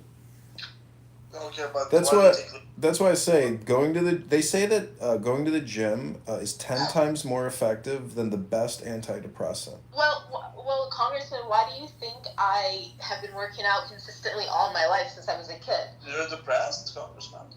I've suffered from horrific depression, just like what Princessia is describing, where I haven't been able to get out of bed for 3 days and I just want to die. You literally? Really? Yeah. Why? Like exact same thing that Princessia just said. Like she's thinking about all her life's past decisions and why everything's fucked up. That's what depressed me. I was like, why did I do all this? I fucked my life up. Okay, but I mean, but when was that? Or does it? It was maybe 2000. So how did you get out of that then? Well, hold up. When was it? 2008, 2011. I was actually hospitalized and I had to do the habeas corpus to get out of the fucking psych ward. Okay, but so does it, did it happen or does it come and go? Now that I have more stability in my life, there's less frequency of depression. Okay, so it's not like, Housing insecurity, financial insecurity, relationship insecurity, all these things are contributing factors. You need a stable environment to maintain stable, mental attitudes and moods. Yes. If your environment is if your environment is chaos, your fucking psychology is chaos. And going to the gym. Every time I try to do something, I have to make sure my whole house is clean because it's so funny. If my house is messy. Because I'm so depressed, I haven't been able to do my laundry. So I called my mom and I was like begging her, because she's like so fast in cleaning. I was begging her, can you please come and do my laundry? She literally organized my clothes in 20 minutes. Like that's how quickly. Well, that's nice. That's what they do in Japan for depressed people. People in the community come to your house and they clean your entire house and they help to alleviate your depression. Yeah. Yeah, so I just did one load of the clothes that she piled up for me. Now I have to do the. Well, guess what, 40-year-old? You got to take the fucking horse by the reins and take that fat ass to the gym and break a sweat, fatty. It's fucking science. It's chemistry. It's physical chemistry. if you don't actually create a catalyst and an interaction by breaking a sweat, your brain psychology is fucked. You know, I actually took physical chemistry in school. It was one of those hard, higher up courses. Wow, congratulations. Guess what? We've all also been to school, but many of us have taken the determination that going to the gym is good for us, and you should take the same advice. Yeah, but what's the point of like taking care of my body if my skin is messed up? Because your skin is going to heal. If you don't exercise the body, the skin is going to stay fucked up. How many times do we have to keep repeating ourselves to you? Okay. Can I tell you to go to the gym, Fatty, and read a book? Yeah, go to the gym, fat ass, and read a book. Yeah, if you read a book, you can get your mind off of all the other issues. Yeah, everything is going to work out, but you have to take action. That causes your skin, might also, or not may cause it, but contribute to your skin problem. I'm looking for pants. Workout pants. Look for these nuts. Well, now your laundry's all organized, so it should be a lot quicker to get your fat ass off the app and into the fucking I gym. just did one load of laundry and I just put it in the dryer. Here's another pro tip for you. When you go to the gym, fatty, don't bring your phone with you. Because I can't stand seeing fat pieces of shit on workout equipment just sit there and look at their fucking phone all day. I hate being that person when I'm like and I have to do everything on my phone. And so I'm at the grocery store ignoring all these people and I feel like an asshole, but I have to do it. If somebody's on the leg extension machine for 15 minutes looking at their phone, I fucking hate you. I need to tell myself that my skin will look better, not worse. Skin heals. Do you know how the epidermal layer works? It regenerates. Your skin will recover. You ever have a scar or a pimple? It takes time. It clears up. I have scars, but the thing is, a laser is so powerful, and I can't believe I let them laser my skin like that. Well, it's healing. What the fuck? What do you think the fucking laser does? It burns and destroys the epidermal layer in order so new skin growth can occur. You're obsessing over nothing. Take that fat ass to the gym and go break a sweat, fatty, and then come back here and read a fucking book on the app and stop talking to all these people and stop listening to all these people. It will drive you crazy. I actually feel like you're being my friend. Thanks. I am being your friend. Oh, I appreciate This is good that. pragmatic advice, and Rabbi Dickerson, supposed fucking rabbi, won't give you advice like this. Like, I don't have any clean, like... I will never give you practical advice. Yeah, he's a chaos agent. He enhances neuroticism and psychotic behavior. He's a fucking piece of shit, this guy. He's a fucking piece of shit. If you give someone practical advice, that might push them forward in life. Shut up, Brandy. Yeah, I would never give... No, I wouldn't give practical advice. If I wasn't such a, sissy, I would have probably... I mean, I can still... Never mind. Man, the best thing you can't do jack shit, nigga. You can't do jack shit. Yeah, you can. You can take that fat ass to the gym and read a book. No, I'm putting on workout clothes. Nigga, I'm in the business of pushing my life forward. Not pushing your life forward. Not interested in that. You think you're worried about your skin, Princessia? Listen to the size of Rabbi's nose. Can you hear that canopy echoing when he talks? Do you know who he looks like? Do you know that Hamas dude, the son of Hamas? Yeah, he does look like him, doesn't he? The Mossad dude, the one with the hair tied back, he looks just like him. I know. Who are you talking about? Rabbi here, The Dickerson. guy that I sent you look just like him. You talking to me? No, Rabbi. Oh, you sent me okay. Well, they're both Jordanian. Where did you send this to me at? No, I didn't send you anything, Abuela. Oh.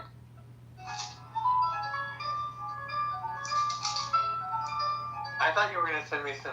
I was gonna send you a picture of me when I had like an amazing body, but I didn't do it.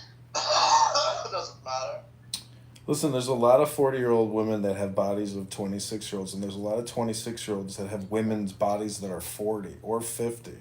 No, I in general, I'm not insecure about like that stuff. I'm just mad at how I ruined my skin.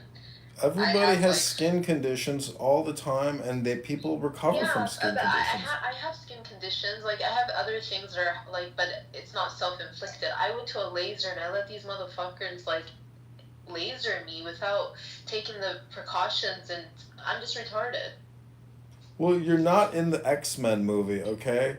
You know, your skin is gonna recover. You're not some mutant. You're still Nora Bandura, Princessia, the elevator screamer, who doesn't take her fat ass to the gym and doesn't read any books. Oh, God. You're too hard on yourself. That's one thing my dad kept telling me when I was depressed. He says, you're so hard on yourself. You know, you gotta loosen up your own self-judgment. So you know what? Your mom thinks you're gay. Thank you for that. Ugh, you fucking nigger. Yeah, Randy, stop. My mom is when my mom says we think you're gay, that's her just trying to test my mental health to see if I'm going to say, you know what, you stupid bitch, shut the fuck up. And one time my dad asked me, "Are you a Lebanese?" Oh, maybe I have an issue. Oh my god. Is it not okay to tell somebody to shut the fuck up? Oh, be nice. You don't have to be nice. I actually, the one thing I have learned from all the stuff like this lady that's sitting outside the grocery store today while rushing me to get done with her order that she wanted to do last minute, instead of getting out of the car, getting her fat ass out of the car and getting her own goddamn groceries. I just told her, I didn't tell her to shut up, but in so many words I did. So some people need to be told. This is proof that people used to do good contractor jobs, even when they actually had much less tools than we had today. So as you can see, we have this guy pictured here who is actually changing out the entire wall, and he actually does so with just a basic hammer, which is insane, honestly. As you can see, he actually changes out the whole plaster and plasters it in quite well too. That's actually why the shape of the hammer has that thing at the back, to remove nails and plaster, and then the front blunt bit hammers in nails, and other amenities, of course. And as you can see, he has almost finished his task, which honestly doesn't look too bad at all. And he didn't take too long either. Subscribe if you are shocked by his skills. What I really like is when everyone is trying to get something done, but there's one guy who can't chill the fuck out and he ruins everything. So, like, honestly, I think every group deserves one person who's like an agent of not chaos, but more like counterproductive. Do you still think we're schizophrenic, Bravo? No, I think you lie about your symptoms.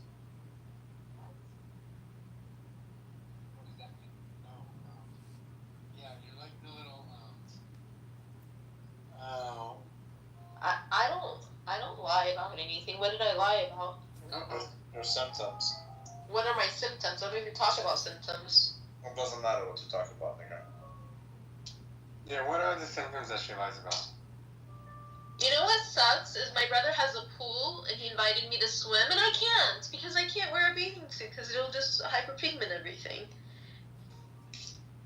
Well, listen, Princessia. That's your problem. You know, if you manifest that shit. So. Nothing lasts forever, so just relax. Take that fat ass to the gym and read a book and break a sweat, fatty. I'm trying to find my sports bra. We don't have to wear a bra. Those titties are beautiful anyways. No, my boobs are ruined too. Everything about me is ruined. See, you are essentially doing negative self-speech in every single sentence. It's best if you just say OM, OHM, and shut the fuck up. If I do what? The saying is stop thinking and end your problems. The more you think, the more you speak, the further from the truth you're going to get. And, you know, our patience is limited. Yeah, you're right.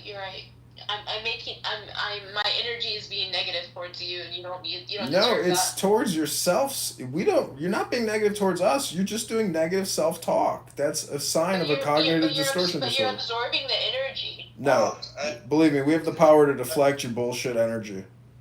Princessia, do you know what GTTGARABF means? Get the fuck out of here? No, GTTGARABF. Get that. I don't know. Get to the gym and read a book, fatty. GTGARAABN.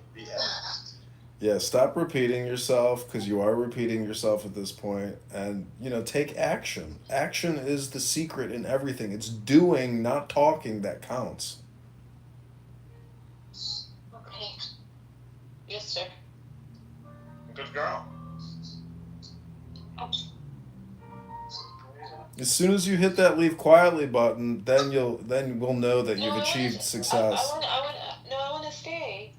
You want to stay? You gotta leave. Get in your car, drive to the gym, fatty. Why can't I stay in the clubhouse? Because nobody wants to go through your workout experience with you. Why? Because we have lives to live. We're here to help motivate you to take action, not to sit here and listen to you taking action. That would be boring for us. Not only boring, but it's also damaging to our sustainability, because we're not focusing on ourselves, so we have to focus on your standards. Yeah, exactly. It's kind of selfish of you, narcissistic, egotistical, and self-centered.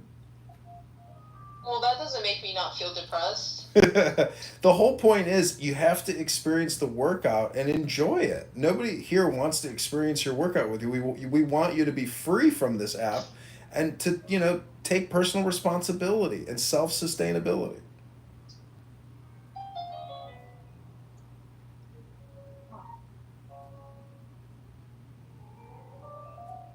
Where's my keys? There it is. Drink my Gatorade. Come back after your workout and tell us how great you feel after you finally break a sweat, fat ass.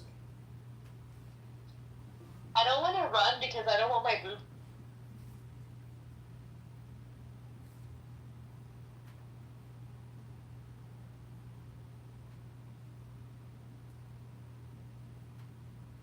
The chances of you seeing this YouTube short are super rare.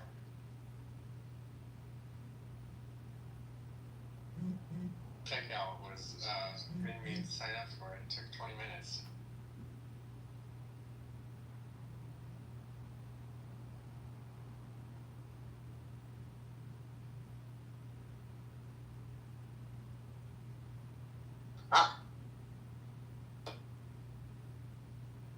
Economic problem, we have a translation problem, and that's why go back to that thing I was saying before Albert came here, which is fast, cheap, good, pick two.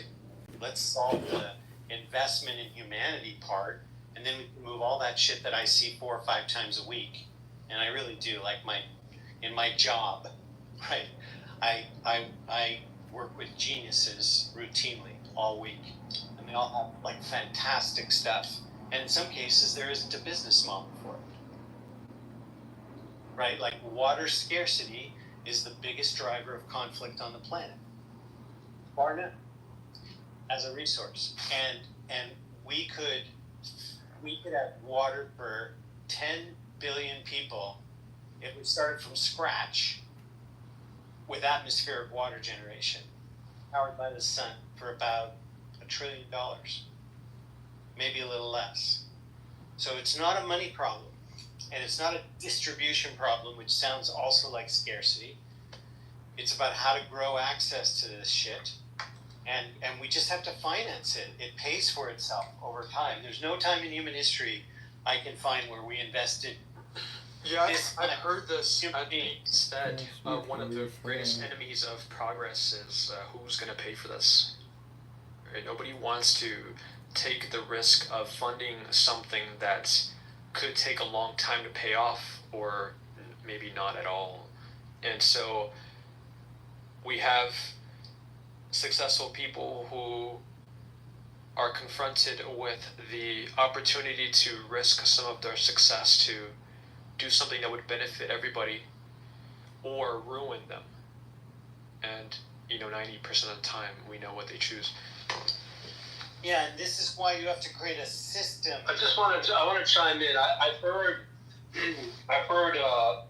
Daniel talk in the past, and it took me a while to warm up, to be honest. And I want to start out the conversation being honest. I know that.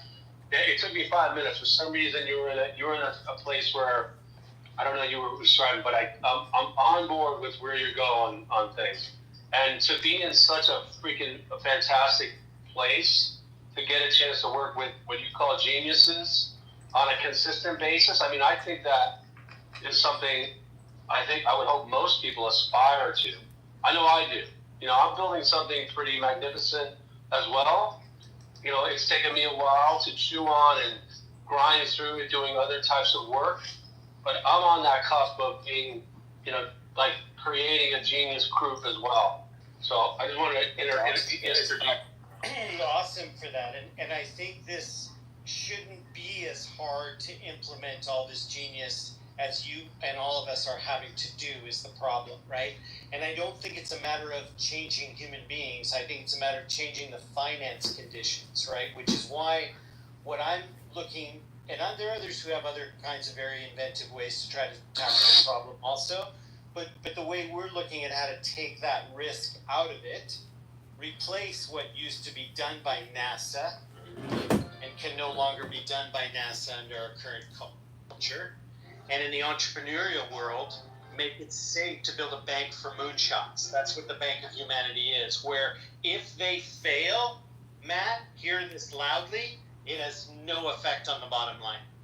If we can't create that, then we're missing the point, because we're going to be dealing with the insurance impact from the calamities that are coming. So we can pay for the insurance now, is what I've sold those that are backing me so far in. Hey, Daniel, hold on, man. I am totally following where you're going. If I may summarize that real quick, and then let me know how sure.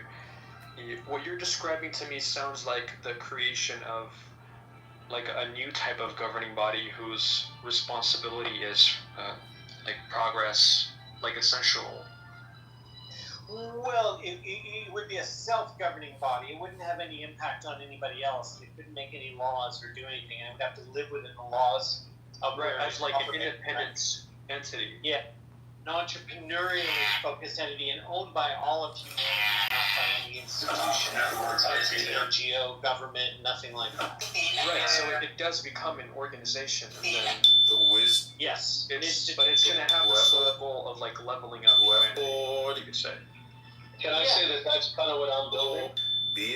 That's great to hear. I mean, if yours better than mine, I'll agree with yours. No. I don't think this is a better or worse than scenario, Daniel. I think it's going to be a collaboration over time. You know, of course. I find before we go on this real quick. Sorry, Abe. One thing, if it were a competition, I'd win. And two, just kidding. I want to welcome Congressman John. Hey, feel free to chime in anytime. Abe, please. Yes, please go on. Congressman John, glad to have you here. What up, you guys? I think let's just go with the flow. We got the full group now flowing. How's that? Yeah. Well, you were saying that it's not a matter of your idea being better, or right? Because you were about to describe to us how you're also working on this. This is a Nugget Rolex right here, but it's an aftermarket case, so watch is in here.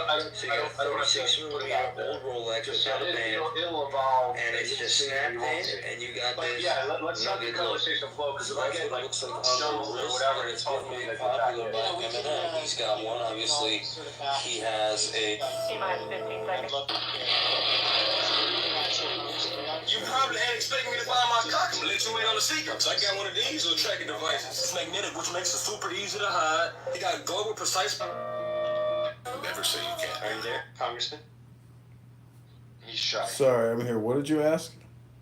Are you a congressman? No, I'm a candidate.